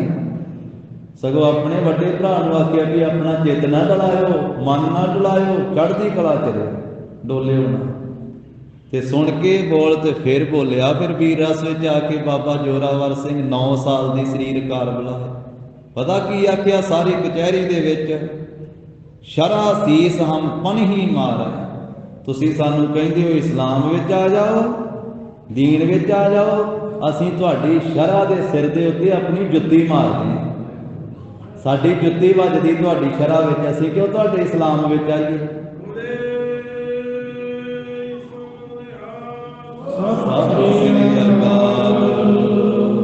ਧਰਮ ਆਪਣੋ ਨਹੀਂ ਵਿਗਾੜੈ। ਅਸੀਂ ਆਪਣਾ ਧਰਮ ਨਹੀਂ ਵਿਗਾੜਾਂਗੇ, ਅਸੀਂ ਆਪਣੇ ਧਰਮ ਵਿੱਚ ਤਿਆਰ ਬਰ ਤਿਆਰ ਰਹਾਂਗੇ। ਹਮਰੇ ਬੰਸ ਰੀਤ ਹਿਮ ਆਈ। ਸਾਡੀ ਬੰਸ ਦੇ ਵਿੱਚ ਤਾਂ ਰੀਤ ਹੀ ਇਹ ਚੱਲੀ ਆਉਂਦੀ ਹੈ। ਸਾਡੇ ਦਾਦਾ ਜੀ ਨੇ ਸ਼ਹੀਦੀ ਪ੍ਰਾਪਤ ਕੀਤੀ, ਸਾਡੇ ਦਾਦਾ ਜੀ ਦੇ ਦਾਦਾ ਜੀ ਨੇ ਸ਼ਹੀਦਾਂ ਦੇ ਸਰਤਾਜ ਖਵਾਇਆ। ਸਾਡੀ ਤਾਂ ਰੀਤ ਹੀ ਇਹ ਬੰਸ ਦੇ ਵਿੱਚ ਚੱਲੀ ਆਉਂਦੀ ਹੈ। ਸੀਸ ਦੇ ਪਰ ਧਰਮ ਨਾ ਜਾਈ। ਕਿ ਸਿਰ ਤਾਂ ਦੇ ਦਿਓ ਪਰ ਧਰਮ ਨਹੀਂ ਛੱਡਣਾ। ਇਹ ਸਾਡੀ ਕੁੱਲ ਦੇ ਵਿੱਚ ਰੀਤ ਚੱਲੀ ਆਉਂਦੀ। ਫਿਰ ਇਹ ਗੁਰੂ ਕੇ ਸਿੱਖਾਂ ਨੇ ਵੀ ਇਹ ਰੀਤ ਦੇ ਉੱਤੇ ਪਹਿਰਾ ਦਿੱਤਾ, ਇਸ ਮਰਿਆਦਾ ਤੇ ਪਹਿਰਾ ਦਿੱਤਾ ਵੀ ਸਿਰ ਜਾਵੇ ਤਾਂ ਜਾਵੇ, ਮੇਰਾ ਸਿੱਖੀ ਸਿਰਕ ਨਾ ਜਾਵੇ। ਸਿੱਖੀ ਸਿਰਕ ਵਿੱਚ ਤਿਆਰ ਬਰ ਤਿਆਰ। ਆਖਿਆ ਸਾਡੇ ਤਾਂ ਇਹ ਬੰਸ ਵਿੱਚ ਰੀਤ ਹੀ ਇਹ ਚੱਲੀ ਆਉਂਦੀ ਹੈ ਵੀ ਸੀਸ ਤਾਂ ਦੇ ਦਿਓ ਪਰ ਧਰਮ ਨਹੀਂ ਜਾਣਾ ਚਾਹੀਦਾ। ਹਮਰੀ ਜੜਾ ਉਖਾੜ ਨਹੀਂ। ਤੁਹਾਡੀਆਂ ਜੜ੍ਹਾਂ ਉਖਾੜਨ ਦੇ ਵਾਸਤੇ, ਜੜ੍ਹਾਂ ਪੁੱਟਣ ਦੇ ਵਾਸਤੇ ਹਮਨੇ ਡਰ ਪੈਂਗੇ ਸਿਰ ਦੇ ਤੋ। ਤੁਸੀਂ ਸਾਨੂੰ ਡਰਾਉਣਾ ਚਾਹੁੰਦੇ ਹੋ, ਅਸੀਂ ਨਹੀਂ ਡਰਦੇ ਹਾਂ, ਅਸੀਂ ਤੇ ਆਪਣੇ ਸਿਰ ਦੇ ਦੇਵਾਂਗੇ। ਕਹਾਂ ਮਤ ਮਤ ਤੂੰ ਬਿਰਮਾਵੇ। ਫਿਰ ਤਾਂ ਸਿੱਧੇ ਹੀ ਹੋ ਗਏ ਸਰਹੰਦ ਦੇ ਸੂਬੇ ਨੂੰ। ਸਾਹਮਣੇ ਅੱਖਾਂ ਚੱਖਾਂ ਪਾ ਕੇ ਬਾਬਾ ਜੋਰਾਵਰ ਸਿੰਘ ਕਹਿੰਦੇ ਆ, ਭੈੜੀ ਮੱਤ ਵਾਲਿਆ ਤੂੰ ਸਾਨੂੰ ਭਰਮਾਉਣ ਦਾ ਯਤਨ ਕਰਦਾ ਹੈ। ਸੂਰਪ ਪਦਾਰਥ ਪਰ ਨਾ ਲੁਭਾਵੈ। ਸਾਡਾ ਮਨ ਸੰਸਾਰ ਦੇ ਝੂਠੇ ਪਦਾਰਥਾਂ ਉੱਤੇ ਨਹੀਂ ਲੁਭਾਇਮਾਨ ਹੁੰਦਾ।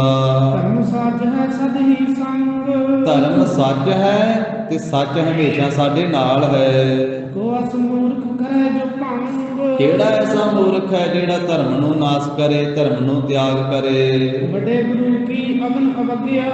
ਜਿਹੜੇ ਤੁਸੀਂ ਜ਼ਾਲਮ ਲੋਕਾਂ ਨੇ ਵੱਡੇ ਗੁਰੂ ਸਾਹਿਬਾਂ ਦੀ ਨਰਾਦਰੀ ਕੀਤੀ ਹੈ ਨਾ, ਅਵਗਿਆ ਕੀਤੀ, ਉਹ ਅਵਗਿਆ ਰੂਪੀ ਜਿਹੜੀ ਅੱਗ ਮੱਚੀ ਹੈ, ਦਾਹਣ ਤੁਰਕ ਜਨ ਕੋ ਲੱਗਿਆ। ਉਹ ਵੱਡੇ ਸਤਿਗੁਰੂ ਜੀ ਧੰਨ ਗੁਰੂ ਤੇਗ ਬਹਾਦਰ ਸਾਹਿਬ ਜੀ ਦੀ ਜੋ ਨਰਾਦਰੀ ਕੀਤੀ, ਜੋ ਉਹਨਾਂ ਦੀ ਸ਼ਹਾਦਤ ਹੋਈ ਹੈ, ਉਹ ਜਾਣੋ ਇੱਕ ਅੱਗ ਬਲੀ ਹੈ ਤੇ ਉਹ ਅੱਗ ਤੁਰਕਾਂ ਦੀਆਂ ਜੜ੍ਹਾਂ ਸਾੜਨ ਨੂੰ ਲੱਗੀ ਹੋਈ ਹੈ। ਹਮ ਸਿਰ ਦੇ ਤੇ ਵਾਯੂ ਬਡੇਰ। ਤੇ ਸਾਸੀ ਹੁਣ ਸਿਰ ਦੇਵਾਂਗੇ ਨਾ, ਤੇ ਜਿਹੜੇ ਸਾਡੇ ਸਿਰ ਭੇਟ ਹੋਣੇ ਹਨ, ਸਾਡੇ ਸੀਸ ਕੁਰਬਾਨ ਹੋਣੇ ਆ, ਇਹ ਸਾਡੇ ਸਿਰ ਦੇਣੇ ਜਾਣੋ ਕਿ ਵੱਡੀ ਤੇਜ਼ ਹਵਾ ਚੱਲਣੀ ਹੈ। ਉਹ ਜਿਹੜੀ ਸਾਡੇ ਦਾਦਾ ਜੀ ਦੀ ਕੁਰਬਾਨੀ ਦੀ ਅੱਗ ਮੱਚਦੀ ਹੈ ਨਾ ਤੁਰਕਾਂ ਦੀਆਂ ਜੜ੍ਹਾਂ ਨੂੰ ਸਾੜਨ ਵਾਸਤੇ, ਤੇ ਸਾਡੀ ਕੁਰਬਾਨੀ ਨਾਲ ਇਹ ਹਵਾ ਮਿਲੇਗੀ, ਉਹ ਅੱਗ ਹੋਰ ਤੇਜ਼ ਹੋਵੇਗੀ, ਤੁਹਾਡੀਆਂ ਜੜ੍ਹਾਂ ਸੜਨਗੀਆਂ। ਜਾਵੇ ਚਾਰ ਕਰੈ ਦੇਰ। ਤੁਹਾਡੀਆਂ ਜੜ੍ਹਾਂ ਨੂੰ ਸਾੜ ਕੇ ਰੱਖ ਦੇਵੇਗੀ ਸਾਡੀ ਕੁਰਬਾਨੀ, ਦੇਰ ਨਹੀਂ ਲੱਗੇਗੀ, ਥੋੜੇ ਸਮੇਂ ਬਾਅਦ ਤੁਹਾਡੀਆਂ ਜੜ੍ਹਾਂ ਪੁੱਟੀਆਂ ਜਾਣਗੀਆਂ।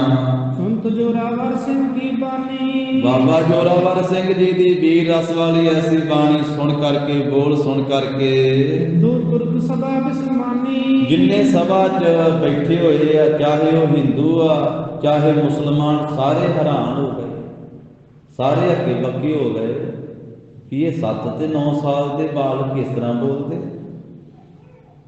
ਪਰ ਗੁਰੂ ਗੋਬਿੰਦ ਸਿੰਘ ਮਹਾਰਾਜ ਜੀ ਦਾ ਖੂਨ ਹੈ, ਸ੍ਰੀ ਗੁਰੂ ਗੋਬਿੰਦ ਸਿੰਘ ਮਹਾਰਾਜ ਸਾਹਿਬ ਜੀ ਦੀ ਸ਼ਕਤੀ ਬੋਲਦੀ ਆ। ਮਹਾਰਾਜ ਦੇ ਪਿਤਾ ਗਰੀਬ ਨਵਾਜ ਸਤਿਗੁਰੂ ਪਿਤਾ, ਇਹ ਪਿਤਾ ਦੀ ਸ਼ਕਤੀ ਪੁੱਤਰਾਂ ਦੇ ਵਿੱਚ ਬੋਲ ਰਹੀ ਹੈ। ਸਾਰੀ ਸਭਾ ਜਿਹੜੀ ਉਹ ਹੈਰਾਨ ਹੋਈ ਹੈ। ਗੁਰੂ ਕੇ ਸੁਤ ਹੈ। ਕਵੀ ਜੀ ਨੇ ਅੱਗੇ ਜ਼ਿਕਰ ਕੀਤਾ ਕਿ ਲੋਕ ਹੈਰਾਨ ਹੁੰਦੇ ਆ, ਤੇ ਫਿਰ ਇਹ ਗੱਲ ਸੋਚਦੇ, ਕਹਿੰਦੇ ਵੀ ਇਹ ਕਹਿਣ ਵੀ ਇਸ ਤਰ੍ਹਾਂ ਕਿਉਂ ਨਾ, ਕਿਉਂਕਿ ਇਹ ਗੁਰੂ ਗੋਬਿੰਦ ਸਿੰਘ ਦੇ ਪੁੱਤਰ ਆ, ਕਿਉਂਕਿ ਇਹਨਾਂ ਦਾ ਪਿਤਾ ਕਿੱਡਾ ਬਲੀ ਬਹਾਦਰ, ਤੇ ਜਿਸ ਤਰ੍ਹਾਂ ਦਾ ਪਿਤਾ ਉਸ ਤਰ੍ਹਾਂ ਦੇ ਪੁੱਤਰ ਆ। ਇਹ ਗੁਰੂ ਗੋਬਿੰਦ ਸਿੰਘ ਦੇ ਪੁੱਤਰ ਆ, ਇਸ ਕਰਕੇ ਕਿਉਂ ਨਾ ਇਸ ਤਰ੍ਹਾਂ ਬੋਲਣ। ਜਿਨ ਉਪਦੇਸ਼ ਸੁਧ ਗਤ ਲਾਹੈ। ਜਿਸ ਗੁਰੂ ਗੋਬਿੰਦ ਸਿੰਘ ਜੀ ਦੇ ਸ਼ੁਭ ਉਪਦੇਸ਼ ਦੇ ਨਾਲ ਸ਼ੁਭ ਗਤੀ ਪ੍ਰਾਪਤ ਹੁੰਦੀ ਹੈ, ਉਸ ਸਤਿਗੁਰੂ ਜੀ ਦੇ ਇਹ ਸਾਹਿਬਜ਼ਾਦੇ ਹਨ।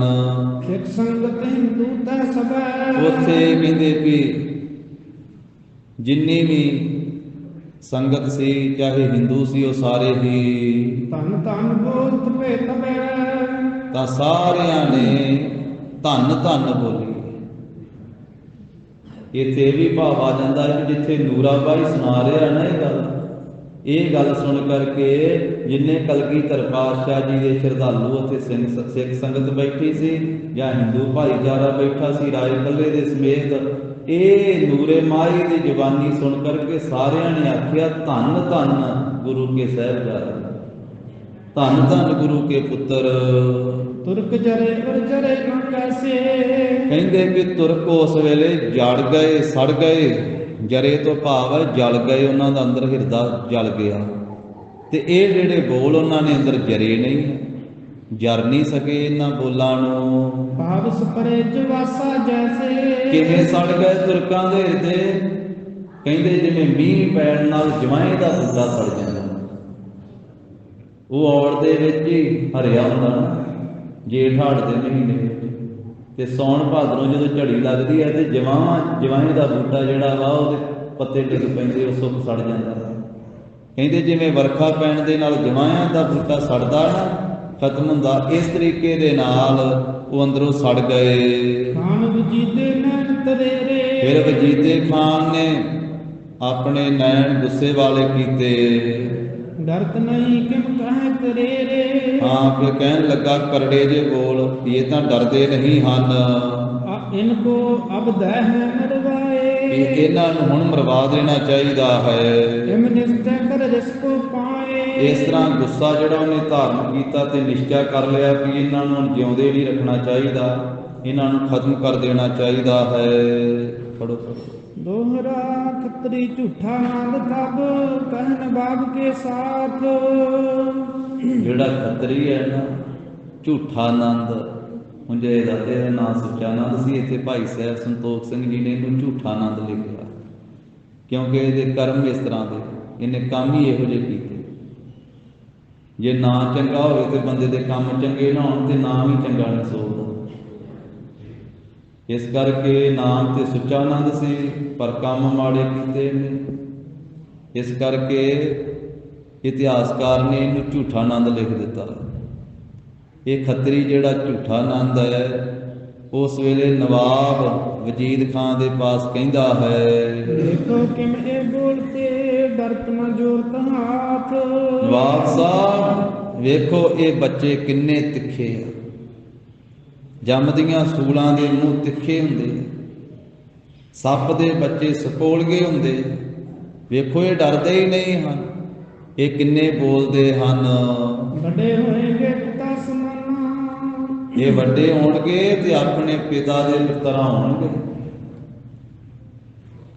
ਹੁਣ ਇਹਨਾਂ ਦਾ ਪਿਤਾ ਇਕੱਲਾ ਨਹੀਂ ਕਾਬੂ ਆਉਂਦਾ, ਫਿਰ ਇਹ ਵੱਡੇ ਹੋ ਗਏ, ਇਹਨਾਂ ਨੇ ਵੀ ਨਹੀਂ ਆਉਣਾ, ਇਹ ਆਪਣੇ ਪਿਤਾ ਦੇ ਬਰਾਬਰ ਹੀ ਹੋਣਗੇ।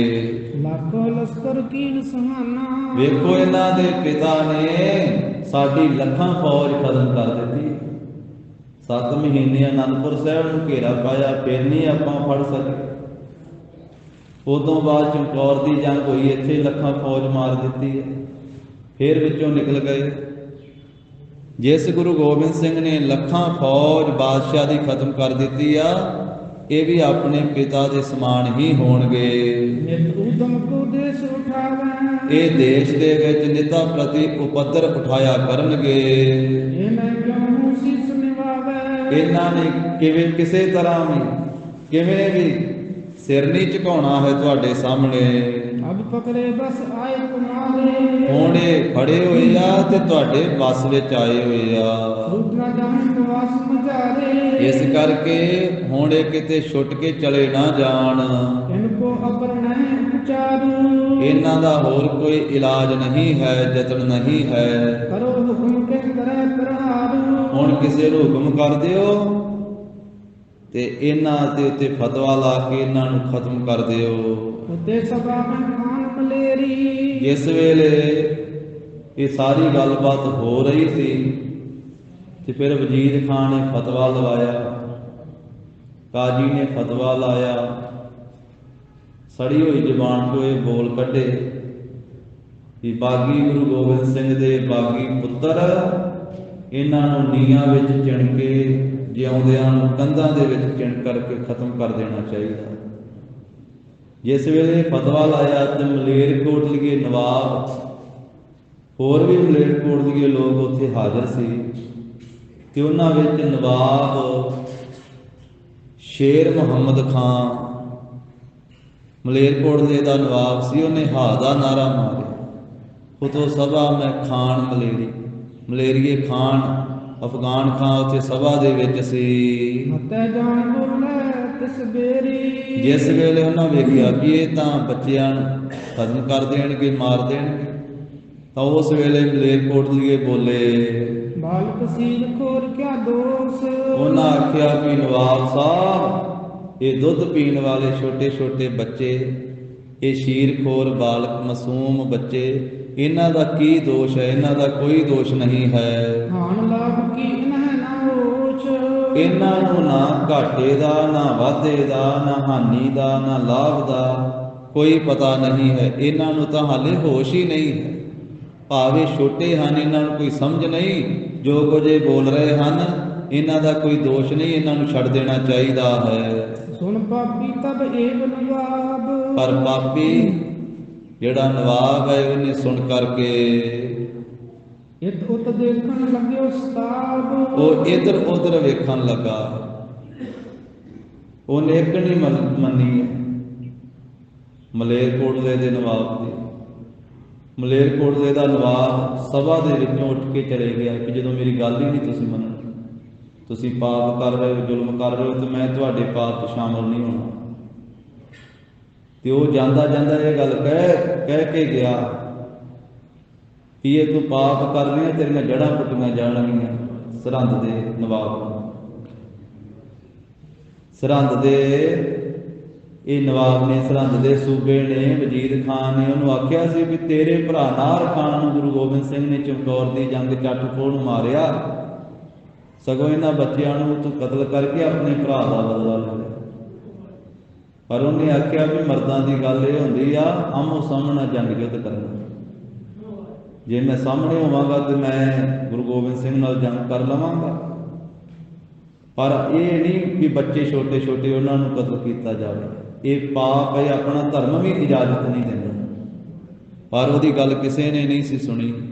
ਉਸ ਮੌਕੇ ਦੇ ਉੱਤੇ ਇਹ 11 ਤੇ 12 2 ਦਿਨ 11 ਪੋਹ ਨੂੰ ਤੇ 12 ਪੋਹ ਨੂੰ ਕਚਹਿਰੀ ਦੇ ਵਿੱਚ ਸਾਹਿਬਜ਼ਾਦਿਆਂ ਨੂੰ ਸਿਪਾਹੀ ਲਿਜਾਂਦੇ ਰਹੇ।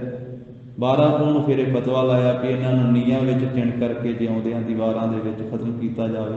13 ਪੋਹ ਨੂੰ ਦਿਨੇ ਫਿਰ ਨੀਹਾਂ ਦੇ ਵਿੱਚ ਸਾਹਿਬਜ਼ਾਦਿਆਂ ਨੂੰ ਚਿਣਿਆ ਗਿਆ। ਜੇ ਨਰ ਸਨਮੁਖ ਕਿਨੋ ਨ ਮਾਨੀ, ਤਾਂ ਉਸ ਵੇਲੇ ਇੱਧਰ ਉੱਧਰ ਵੇਖਣ ਲੱਗਾ ਹੈ।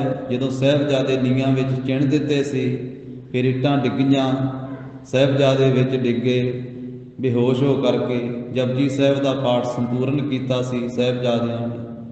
ਉਸ ਤੋਂ ਬਾਅਦ ਫਿਰ ਸਰਹੰਦ ਦਾ ਸੂਬਾ ਇਹ ਇੱਧਰ ਉੱਧਰ ਵੇਖਦਾ ਹੈ ਤੇ ਇਸ ਨੇ ਫਿਰ ਇੱਕ ਜਿਹੜਾ ਜ਼ਾਲਮ ਹੈ ਜਿਸ ਦਾ ਇੱਥੇ ਕੇਸ ਚੱਲਦਾ ਸੀ, ਉਸ ਨੂੰ ਆਖਿਆ ਵੀ ਇਹਨਾਂ ਦੀਆਂ ਗਰਦਨਾਂ ਜਿਹੜੀਆਂ ਹਨ ਉਹ ਧੜ ਤੋਂ ਵੱਖਰੀਆਂ ਕਰ ਦਿੱਤੀਆਂ ਜਾਣ। ਕਈਆਂ ਨੇ ਲਿਖਿਆ ਹੈ ਕਿ ਛੁਰੀਆਂ ਚਲਾ ਕਰਕੇ ਉਸ ਵੇਲੇ ਤੇ ਹਲਾਲ, ਜਿਵੇਂ ਇਹਨਾਂ ਦੇ ਧਰਮ ਦੇ ਵਿੱਚ ਕਰਦੇ ਹਲਾਲ ਕਰਦੇ ਕਿ ਸਾਹ ਰਗ ਕੱਟੀ ਗਈ ਛੁਰੀਆਂ ਚਲਾ ਕੇ। ਪਰ ਇੱਥੇ ਭਾਈ ਸਾਹਿਬ ਜੀ ਨੇ ਤਲਵਾਰ ਦਾ ਜ਼ਿਕਰ ਕੀਤਾ। ਕਹਿੰਦੇ ਉਸ ਵੇਲੇ ਇੱਧਰ ਉੱਧਰ ਵੇਖਦਾ ਹੈ, ਪਰ ਕਈਆਂ ਨੂੰ ਆਖਿਆ ਸੀ, ਪਰ ਬਹੁਤਿਆਂ ਨੇ ਨਾ ਕਰ ਦਿੱਤੀ ਵੀ ਅਸੀਂ ਇਹ ਕੁਝ ਨਹੀਂ ਕਰ ਸਕਦੇ। ਹਮ ਤੇ ਬਾਲਕ ਹੋਏ ਨਾ ਹਾਨੀ, ਬਹੁਤਿਆਂ ਨੇ ਜਵਾਬ ਦਿੱਤਾ ਵੀ ਸਾਡੇ ਤੋਂ ਇਹ ਬਾਲਕਾਂ ਦੇ ਸੀਸ ਦੇ ਉੱਤੇ ਤਲਵਾਰ ਨਹੀਂ ਚਲਾਈ ਜਾ ਸਕਦੀ, ਅਸੀਂ ਬਾਲਕਾਂ ਨੂੰ ਨਹੀਂ ਮਾਰ ਸਕਦੇ।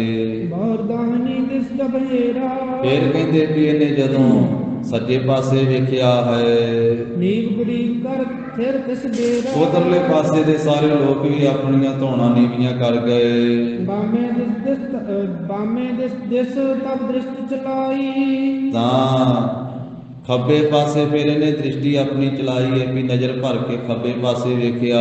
ਨਹਿ ਕਿਨ ਮਾਨੀ ਜਰਾ ਅਲਾਈ, ਤੇ ਉਧਰਲੇ ਪਾਸੇ ਬੈਠੇ ਹੋਏ ਲੋਕ ਉਹਨਾਂ ਨੇ ਵੀ ਨਹੀਂ ਮੰਨਿਆ।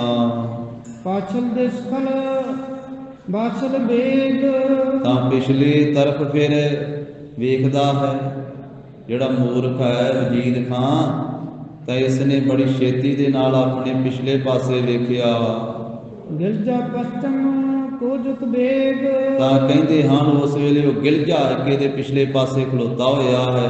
ਉਸ ਨੂੰ ਇਹਨੇ ਆਖਿਆ, ਲੇਹੋ ਬਾਲਕ ਇੱਕ ਦਿਸ ਮੈਂ ਹੋਏ, ਤਾਂ ਆਖਿਆ ਵੀ ਇਸ ਤਰਫ ਇਹਨਾਂ ਬੱਚਿਆਂ ਨੂੰ, ਇਹਨਾਂ ਦੇ ਉੱਤੇ ਤੁਸੀਂ ਤਲਵਾਰ ਦਾ ਵਾਰ ਕਰੋ। ਧਰਤੇ ਦੇ ਕਰੋ ਸਿਰ ਦੋਏ, ਇਹਨਾਂ ਦੋਨਾਂ ਦੇ ਜਿਹੜੇ ਸਿਰ ਹਨ ਉਹ ਧੜ ਤੋਂ ਵੱਖਰੇ ਕਰ ਦੇਵੋ।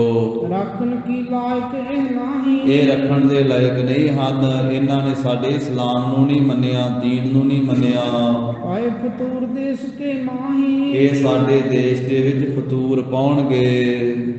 ਸੁਣ ਗਿਲਜਾ ਤਬ ਲੈ ਕਰ ਗਇਓ, ਉਸ ਵੇਲੇ ਇਹ ਗਿਲਜਾ ਲੈ ਕਰਕੇ ਗਿਆ ਹੈ।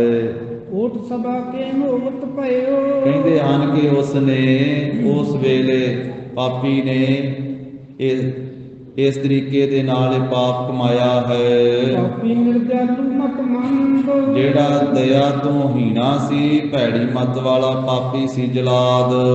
ਖੇਚੀ ਸ਼ਮਸ਼ੇਰ ਦਿਲੰਗ, ਇਹ ਸਮਾਣੇ ਦੇ ਜਲਾਦ ਨੇ ਉਸ ਵੇਲੇ ਕਹਿੰਦੇ ਵੀ ਫਿਰ ਤਲਵਾਰ ਖਿੱਚੀ ਹੈ। ਧੀਰਜ ਧਰੇ ਗੁਰੂ ਸੁਤ ਖਰੇ, ਗੁਰੂ ਸਾਹਿਬ ਜੀ ਦੇ ਪੁੱਤਰ ਉਹ ਧੀਰਜ ਧਾਰੀ ਹਨ। ਨੀਹਾਂ ਦੇ ਵਿੱਚ ਬੇਹੋਸ਼ ਹੋਏ ਉਸ ਵੇਲੇ ਡਿੱਗੇ ਪਏ ਸੀ, ਨਹੀਂ ਦੀਨ ਮਨ ਕੈਸੇ ਕਰੇ, ਪਰ ਉਹਨਾਂ ਨੇ ਆਪਣੇ ਮਨ ਨੂੰ ਕੋਈ ਦੀਨ ਮਨ ਨਹੀਂ ਕੀਤਾ, ਉਦਾਸ ਨਹੀਂ ਹੋਏ।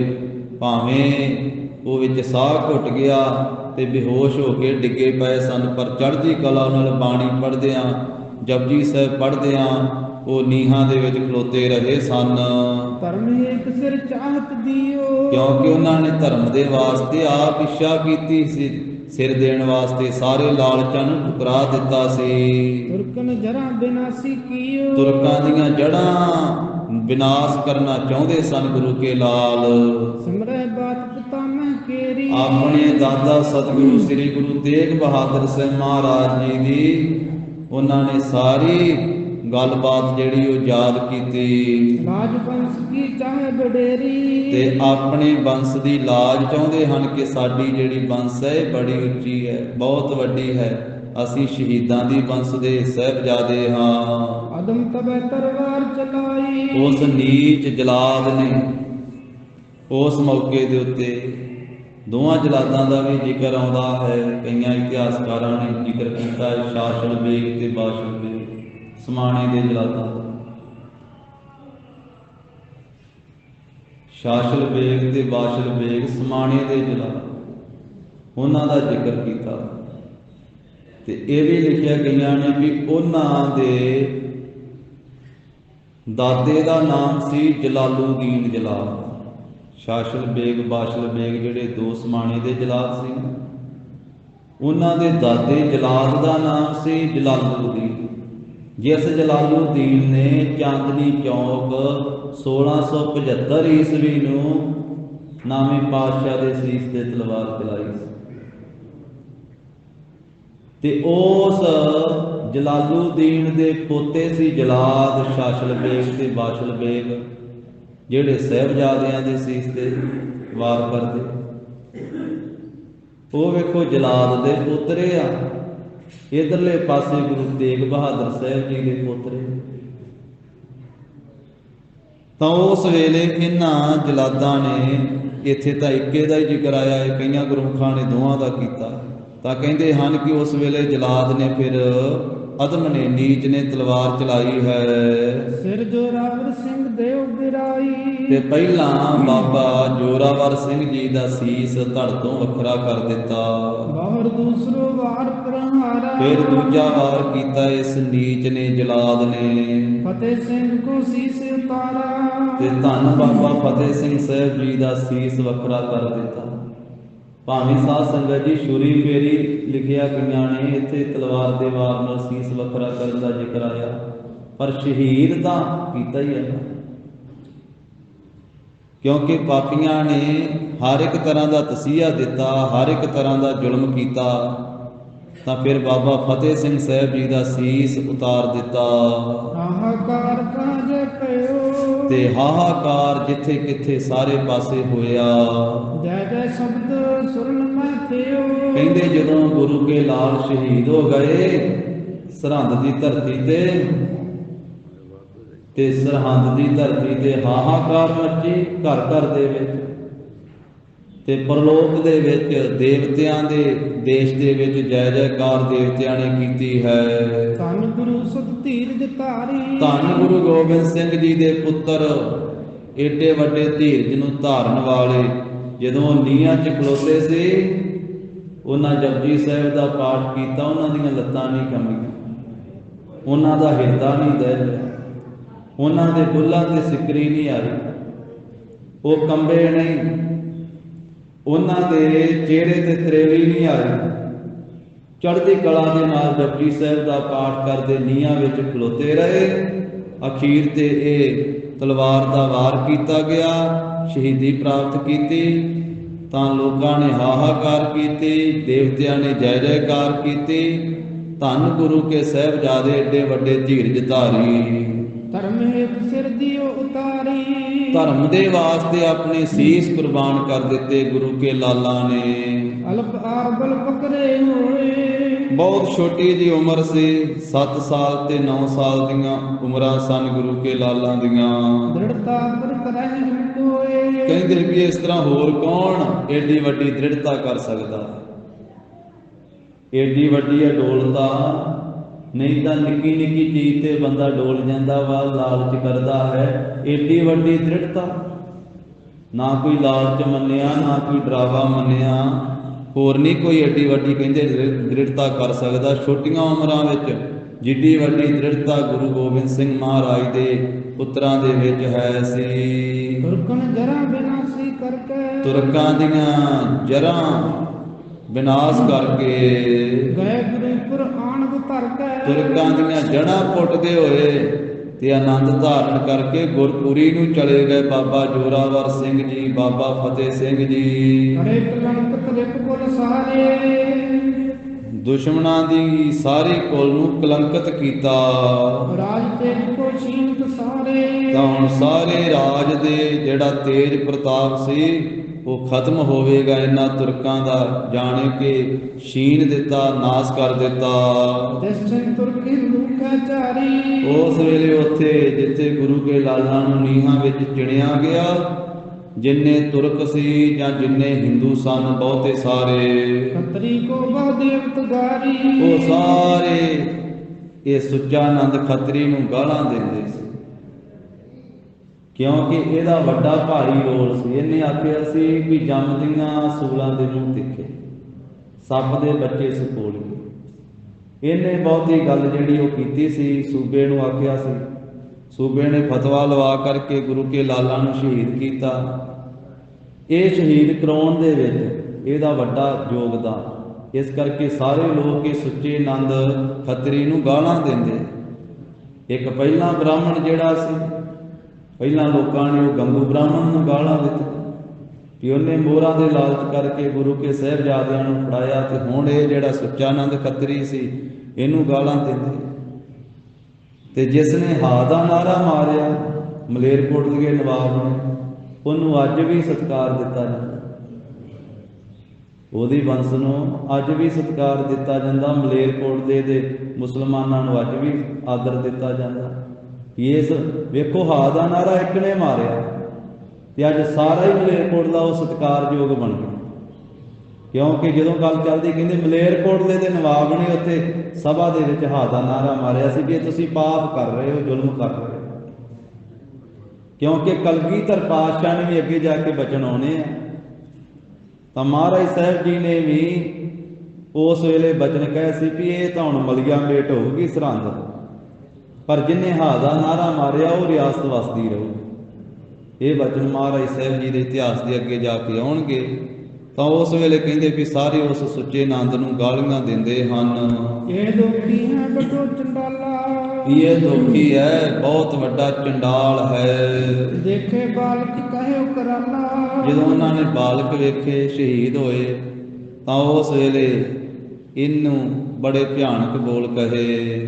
ਸਿੱਖ ਸੰਗਤ ਕਰਨਾ ਹੈ ਕਾਰੇ ਜਿੰਨੇ ਵੀ ਸਿੱਖ ਸੰਗਤ ਉਹਨੇ ਵੀ ਹਾਹਾਕਾਰ ਕੀਤੀ ਹੈ। ਜਾਨੀ ਤੁਰਕਨ ਜਰਾ ਉਪਾਰੇ ਸਭ ਸਿੱਖ ਸੰਗਤ ਨੇ ਵੀ ਜਾਣਿਆ ਵੀ ਹੁਣ ਤੁਰਕਾਂ ਦੀਆਂ ਜੜ੍ਹਾਂ ਪੁੱਟੀਆਂ ਜਾਣੀਆਂ। ਇੱਕ ਸਿੱਖ ਟੋਡਰ ਮਲ ਬਹੁਤ ਧਨੀ।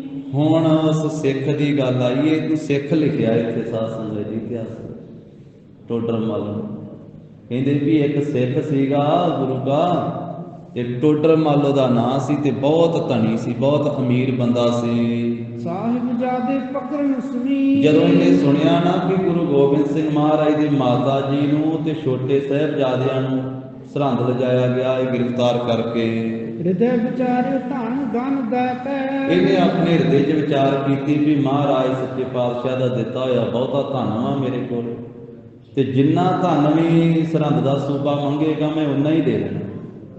ਜੇ ਸਾਰਾ ਹੀ ਦੇਣਾ ਪਿਆ ਤੇ ਆਪਣੀ ਸਾਰੀ ਦੌਲਤ ਮੈਂ ਦੇ ਦੇਣੀ ਹੈ ਗੁਰੂ ਕੇ ਮਾਤਾ ਜੀ ਤੇ ਸਾਹਿਬਜ਼ਾਦਿਆਂ ਨੂੰ ਛਡਾਉਣ ਵਾਸਤੇ। ਤੁਰਕਮ ਤੇ ਛੁਡਵਾਉਣ ਕਹਿਤ ਇਹਨਾਂ ਤੁਰਕਾਂ ਤੋਂ ਮੈਂ ਗੁਰੂ ਸਾਹਿਬ ਜੀ ਦੇ ਸਾਹਿਬਜ਼ਾਦਿਆਂ ਨੂੰ ਛਡਾਵਾਂਗਾ, ਆਪਣਾ ਸਾਰਾ ਧਨ ਵੀ ਭਾਵੇਂ ਲੱਗ ਜਾਵੇ। ਜਹਾਂ ਗੁਰੂ ਤਹ ਦਿਲ ਪੁਚਾਈ ਤੇ ਜਿੱਥੇ ਗੁਰੂ ਗੋਬਿੰਦ ਸਿੰਘ ਜੀ ਮਹਾਰਾਜ ਹੋਣਗੇ ਮੈਂ ਗੁਰੂ ਸਾਹਿਬ ਜੀ ਦੇ ਪਾਸ ਗੁਰੂ ਸਾਹਿਬ ਜੀ ਦੇ ਮਾਤਾ ਜੀ ਨੂੰ ਤੇ ਬੱਚਿਆਂ ਨੂੰ ਉੱਥੇ ਪਹੁੰਚਾ ਦੇਵਾਂਗਾ। ਪਾਹੋ ਜਗਤ ਵਿਖੇ ਵਡਿਆਈ ਤੇ ਜੱਗ ਦੇ ਵਿੱਚ ਮੈਂ ਵਡਿਆਈ ਪ੍ਰਾਪਤ ਕਰਾਂਗਾ ਗੁਰੂ ਸਾਹਿਬ ਜੀ ਦੇ ਮਾਤਾ ਜੀ ਤੇ ਸਾਹਿਬਜ਼ਾਦਿਆਂ ਨੂੰ ਛੁਡਾ ਕਰਕੇ। ਕਹਾਂ ਦਰਬ ਕੋ ਸਰਬ ਵਿਨਾਸੀ ਕਹਿੰਦਾ ਧਨ ਦੀ ਕਿਹੜੀ ਗੱਲ ਹੈ, ਇਹ ਤੇ ਨਾਸ ਹੋਣ ਵਾਲਾ ਹੀ, ਇਹਨੇ ਕਿਹੜਾ ਸਦਾ ਰਹਿਣਾ। ਵੀ ਧਨ ਤਾਂ ਖਤਮ ਹੋਣ ਵਾਲਾ, ਨਾਸ ਹੋਣ ਵਾਲਾ ਹੈ, ਧਨ ਦੀ ਵਡਿਆਈ ਵੀ ਥੋੜਾ ਚਿਰ ਹੀ ਹੁੰਦੀ ਹੈ। ਗੁਰ ਪਦਵੀ ਦਹਿ ਅਬਿਨਾਸੀ। ਜਦੋਂ ਮੈਂ ਇਹ ਸੇਵਾ ਕਰਾਂਗਾ ਗੁਰੂ ਕੇ ਸਾਹਿਬਜ਼ਾਦਿਆਂ ਨੂੰ ਛਡਾਉਣ ਦੀ ਤੇ ਮਾਤਾ ਜੀ ਨੂੰ ਛਡਾਉਣ ਦੀ, ਤੇ ਗੁਰੂ ਗੋਬਿੰਦ ਸਿੰਘ ਮਹਾਰਾਜ ਨੇ ਮੇਰੇ ਤੇ ਖੁਸ਼ ਹੋ ਕਰਕੇ ਮੈਨੂੰ ਕੀ ਅਬਿਨਾਸੀ ਪਦਵੀ ਦੇ ਦੇਣੀ, ਮੇਰੇ ਤੇ ਖੁਸ਼ੀ ਕਰ ਦੇਣੀ ਸਤਿਗੁਰਾਂ ਨੇ। ਕਰਤਵ ਤਾਲ ਕੇ ਚਲ ਆਵਾ। ਜਦੋਂ ਇਹ ਸੋਚ ਵਿਚਾਰ ਕੇ ਜਦੋਂ ਇਹਨੂੰ ਪਤਾ ਲੱਗਾ ਸੀ ਨਾ, ਤੇ ਇਹਨੇ ਵਿਚਾਰ ਕਰਕੇ ਛੇਤੀ ਦੇ ਨਾਲ ਇਧਰ ਨੂੰ ਆਇਆ। ਸਭਾ ਵਿਖੇ ਦੇਖਤ ਦੁਖ ਪਾਵਾ। ਜਦੋਂ ਇਹ ਸਭਾ ਵਿੱਚ ਆ ਕੇ ਪਹੁੰਚਿਆ ਤੇ ਅਗਲੇ ਪਾਸੇ ਨੇ ਕੀ ਵੇਖਿਆ ਕਿ ਸਾਹਿਬਜ਼ਾਦੇ ਤਾਂ ਨੀਹਾਂ 'ਚ ਚਿਣੇ ਸੀ ਤੇ ਹੁਣ ਸ਼ਹੀਦ ਹੋਏ ਪਏ। ਇਹਦੇ ਆਉਣ ਤੋਂ ਪਹਿਲਾਂ ਸਾਹਿਬਜ਼ਾਦਿਆਂ ਨੂੰ ਸ਼ਹੀਦ ਕਰ ਦਿੱਤਾ ਸੀ। ਇਹਦੀ ਮਨ ਦੀਆਂ ਮਨ 'ਚ ਹੀ ਰਹਿ ਗਈਆਂ। ਇਹ ਮਾਤਾ ਜੀ ਤੇ ਸਾਹਿਬਜ਼ਾਦਿਆਂ ਨੂੰ ਛਡਾਉਣਾ ਚਾਹੁੰਦਾ ਸੀ ਟੋਡਰ ਮੱਲ। ਇਸ ਕਰਕੇ ਜਦੋਂ ਆਇਆ ਤੇ ਇਹਨੇ ਵੇਖਿਆ ਦੋਵੇਂ ਸਾਹਿਬਜ਼ਾਦੇ ਸ਼ਹੀਦ ਹੋਏ ਪਏ ਆ, ਤੇ ਉਸ ਵੇਲੇ ਵੇਖ ਕਰਕੇ ਸੁਣੀ ਮਰਨ ਤੇ ਇਹਨੂੰ ਪਰਹਾਰੇ। ਤਾਂ ਇਸ ਨੇ ਦੂਜੇ ਲੋਕਾਂ ਤੋਂ ਸੁਣਿਆ ਕਿ ਇਹਨਾਂ ਨੇ ਇਸ ਤਰ੍ਹਾਂ ਜ਼ੁਲਮ ਕੀਤਾ ਹੈ, ਸਾਹਿਬਜ਼ਾਦਿਆਂ ਨੂੰ ਖਤਮ ਇੰਜ ਕੀਤਾ ਹੈ। ਪਰਮ ਦੁਖੀ ਚਿਤ ਮੈਂ ਤਿਸ ਬਾਰੇ। ਉਸ ਵੇਲੇ ਵੇਖ ਕੇ ਬੜਾ ਦੁਖੀ ਹੋਇਆ, ਬਹੁਤ ਜ਼ਿਆਦਾ ਪਰਮ ਦੁਖੀ, ਚਿੱਤ ਦੇ ਵਿੱਚ ਬਹੁਤ ਜ਼ਿਆਦਾ ਵੱਡਾ ਹੀ ਦੁਖੀ ਹੋਇਆ। ਹੋਇਓ ਤਖਤ ਪਾਤ ਵਿਸਾਲਾ। ਤਾਂ ਉਸ ਵੇਲੇ ਕਹਿੰਦੇ ਕਿ ਇਹ ਵੱਡਾ ਪਾਪ ਹੋਇਆ ਸਰਹੰਦ ਦੀ ਧਰਤੀ ਦੇ ਉੱਤੇ। ਕੰਪੀ ਧਰਤ ਆਏ ਭੂਚਾਲਾ। ਧਰਤੀ ਕੰਬੀ ਇੱਕ ਵਾਰੀ ਸਾਧ ਸੰਗਤ ਜੀ ਜਦੋਂ ਸਾਹਿਬਜ਼ਾਦਿਆਂ ਨੂੰ ਸ਼ਹੀਦ ਕੀਤਾ ਗਿਆ ਤੇ ਭੁਚਾਲ ਆਇਆ। ਉਦੋਂ ਭੁਚਾਲ ਆ ਕਦੇ ਕਦੇ ਝਟਕਾ ਜਿਹਾ ਲੱਗਦਾ ਹੁੰਦਾ ਨਾ, ਕਈਆਂ ਨੂੰ ਨਹੀਂ ਵੀ ਪਤਾ ਲੱਗਦਾ, ਉਹ ਫਿਰ ਬਾਅਦ 'ਚ ਖਬਰਾਂ 'ਚ ਪਤਾ ਲੱਗ ਜਾਂਦਾ, ਅਖਬਾਰਾਂ 'ਚ ਆ ਜਾਂਦਾ, ਅੱਜ ਕੱਲ੍ਹ ਟੀਵੀਆਂ 'ਚ ਆ ਜਾਂਦਾ ਵੀ ਐਸੇ ਇਲਾਕੇ ਵਿੱਚ ਭੁਚਾਲ ਆਇਆ ਸੀ। ਕਈਆਂ ਥਾਵਾਂ 'ਤੇ ਤਾਂ ਬਹੁਤੇ ਜ਼ਿਆਦਾ ਝਟਕੇ ਲੱਗਦੇ, ਕਈ ਕੋਈ ਡਿੱਗ ਪੈਂਦਾ। ਜਿਸ ਦਿਨ 13 ਪੋਹ ਵਾਲੇ ਦਿਨ ਸਾਹਿਬਜ਼ਾਦਿਆਂ ਨੂੰ ਸ਼ਹੀਦ ਕੀਤਾ ਗਿਆ, ਉਸ ਦਿਨ ਵੀ ਭੁਚਾਲ ਆਇਆ ਤੇ ਧਰਤੀ ਕੰਬੀ ਉਸ ਵੇਲੇ। ਐਂਚਤ ਕੰਕਰ ਧੂੜ ਕਨੇਰੀ। ਤੇ ਹਨੇਰੀ ਇਸ ਤਰ੍ਹਾਂ ਦੀ ਆਈ, ਕਹਿੰਦੇ ਵੀ ਖਿੱਚ ਖਿੱਚ ਕੇ ਕੰਕਰ ਤੇ ਧੂੜ ਜਿਹੜੀ ਬਹੁਤੀ ਉੱਡੀ, ਉਸ ਵੇਲੇ ਉਡਾ ਦਿੱਤੀ ਹਨੇਰੀ ਨੇ। ਬਹੀ ਬਾਇਓ ਬਾਬੇਰ ਕੁਫੇਰੀ। ਬਹੁਤੀ ਕੁਫੇਰੀ, ਬਹੁਤੀ ਟੇਢੀ ਹਵਾ ਜਿਹੜੀ ਚੱਲੀ, ਬੜੀ ਉਲਟੀ ਹਵਾ ਚੱਲੀ। ਜਿਹੜੀ ਹਨੇਰੀ ਹੁੰਦੀ ਆ ਉਹ ਕੋਈ ਇੱਕ ਪਾਸੇ ਨੂੰ ਨਹੀਂ ਚੱਲਦੀ, ਉਹ ਚਾਰ ਚੁਫੇਰੇ ਨੂੰ ਘੁੰਮ ਘੁੰਮ ਕੇ ਚੱਲਦੀ। ਤੇ ਉਸ ਵੇਲੇ ਬੜੀ ਜ਼ੋਰ ਦੀ ਹਨੇਰੀ ਚੱਲੀ, ਭੁਚਾਲ ਆਇਆ। ਸਭ ਕੇ ਲੋਚਨ ਰਜ ਕਰੀ। ਤੇ ਸਾਰੇ ਲੋਕਾਂ ਦੇ ਅੱਖਾਂ ਵਿੱਚ ਉਸ ਵੇਲੇ ਧੂੜ ਪੈ ਗਈ ਉੱਡ ਉੱਡ ਕੇ। ਕੂਕੀ ਵਹਿਰ ਸਿਵਾ ਮੁੱਦ ਭਰੀ। ਬਾਹਰ ਕਹਿੰਦੇ ਕਿ ਜਿਹੜੇ ਗਿੱਦੜ ਗਿੱਦੜੀਆਂ ਉਹ ਬੜੀ ਉਹਨਾਂ ਨੇ ਕੂਕ ਪੁਕਾਰ ਕੀਤੀ ਹੈ। ਬਿਨ ਕਨ ਗਰਜ ਗਗਨ ਤੇ ਸੁਣੀ। ਆਕਾਸ਼ ਵਿੱਚ ਬੱਦਲ ਨਹੀਂ ਸੀ, ਬੱਦਲ ਤੋਂ ਬਿਨਾਂ ਜਿਹੜੀ ਗਰਜ ਆਵਾਜ਼ ਸੁਣੀ, ਜਿਵੇਂ ਬੱਦਲ ਦੀ ਗਰਜਨਾ ਹੁੰਦੀ ਇਸ ਤਰ੍ਹਾਂ ਦੀ ਗਰਜ ਜਿਹੜੀ ਉਹ ਲੋਕਾਂ ਨੇ ਸੁਣੀ ਉਸ ਵੇਲੇ।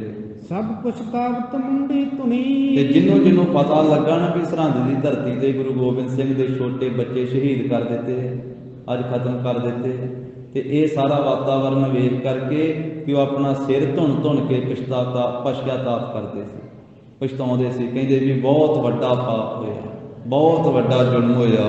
ਜੋ ਸਿਆਣੇ ਬੁੱਧ ਕਰੇ ਵਿਚਾਰਨ। ਜਿਹੜੇ ਸਿਆਣੇ ਲੋਕ ਸੀ, ਬੁੱਧੀਵਾਨ, ਉਹ ਇਸ ਗੱਲ ਤੇ ਵਿਚਾਰ ਕਰ ਰਹੇ ਸਨ। ਭਇਓ ਕਹਿਰ ਵੱਡ ਕਰਤ ਉਚਾਰਨ। ਉਹ ਕਹਿ ਰਹੇ ਸੀ ਬਹੁਤ ਵੱਡਾ ਕਹਿਰ ਵਰਤਿਆ, ਬਹੁਤ ਵੱਡਾ ਜ਼ੁਲਮ ਹੋਇਆ ਹੈ, ਪਾਪ ਹੋਇਆ ਹੈ। ਉੱਠੇ ਉਪਦਰਵ ਰਾਜ ਵਿਧੰਸ ਹੈ। ਕਹਿੰਦੇ ਇਹ ਉਪਦਰ ਹੋਇਆ ਹੈ, ਹੁਣ ਇਹ ਨਾਰਾਜ਼ ਭਾਗ ਤੁਰਕਾਂ ਦਾ ਨਾਸ ਹੋ ਜਾਵੇਗਾ। ਹੋਏ ਬਿਨਾਸੀ ਤੁਰਕ ਨਿਸੰਸ ਹੈ। ਕਹਿੰਦੇ ਹੁਣ ਸੰਸਾ ਹੀ ਕੋਈ ਨਹੀਂ, ਸ਼ੱਕ ਹੀ ਕੋਈ ਨਹੀਂ, ਇਹ ਤੁਰਕਾਂ ਦਾ ਰਾਜ ਹੁਣ ਖਤਮ ਹੋ ਹੀ ਜਾਣਾ, ਕਿਉਂਕਿ ਇਹ ਪਾਪ ਬੜਾ ਵੱਡਾ ਹੋਇਆ। ਤੇ ਉਸ ਤੋਂ ਬਾਅਦ ਫਿਰ ਬਾਬਾ ਬੰਦਾ ਸਿੰਘ ਬਹਾਦਰ ਕਿਵੇਂ ਆਉਂਦੇ ਆ, ਸਰਹੰਦ ਦੀ ਇੱਟ ਨਾਲ ਇੱਟ ਖੜਕਾਉਂਦੇ ਆ। ਉਹ ਜੋ ਕੁਝ ਸੀ ਲੋਕਾਂ ਨੇ ਵੀ ਕਿਆਫੇ ਲਾਏ, ਤੇ ਜੋ ਸਾਹਿਬਜ਼ਾਦਿਆਂ ਨੇ ਵੀ ਬਚਨ ਕਹੇ ਸੀ ਵੀ ਤੁਹਾਡੀਆਂ ਜੜ੍ਹਾਂ ਪੁੱਟੀਆਂ ਜਾਣੀਆਂ, ਉਹ ਜੜ੍ਹਾਂ ਫਿਰ ਪੁੱਟੀਆਂ ਵੀ ਗਈਆਂ। ਗੁਰੂ ਜੀ ਦੇ ਪਵਿੱਤਰ ਇਤਿਹਾਸ ਦੀ ਵਿਚਾਰ ਸਾਂਝੀ ਕਰਦੇ ਹਾਂ।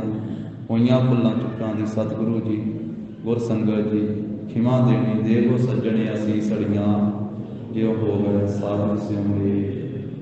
हे गोविंद हे गोपाल हे दयाल लाल, प्राणनाथ अनाथ सखे दीन दर्द निवार। हे समर्थ अगम पूरन मोहे मया धार, अंधकूप महाभयान नानक पारे उतार। ਨਾਗ ਤੇ ਕਿਰਪਾ ਨਿਧ ਦਇਆਲ। ਏਕ ਅੱਖਰ ਹਰ ਮਨ ਬਸਤ ਨਾਨਕ ਹੋਤ ਨਿਹਾਲ। ਕਥਾ ਨਿਤਾ ਪ੍ਰਤ ਹੋਤ ਹੈ ਸੁਨਹੁ ਸਿੰਘ ਸੁਜਾਨ। ਨਾਨਕ ਗੁਰ ਗੋਬਿੰਦ ਸਿੰਘ ਜੀ ਸਦਾ ਕਰੇ ਕਲਿਆਣ। ਨਾਨਕ ਗੁਰ ਗੋਬਿੰਦ ਸਿੰਘ ਜੀ ਸਦਾ ਕਰੇ ਕਲਿਆਣ। ਵਾਹਿਗੁਰੂ ਜੀ ਕਾ ਖਾਲਸਾ ਵਾਹਿਗੁਰੂ ਜੀ ਕੀ ਫਤਿਹ। ਸਤਿ ਸ੍ਰੀ ਅਕਾਲ।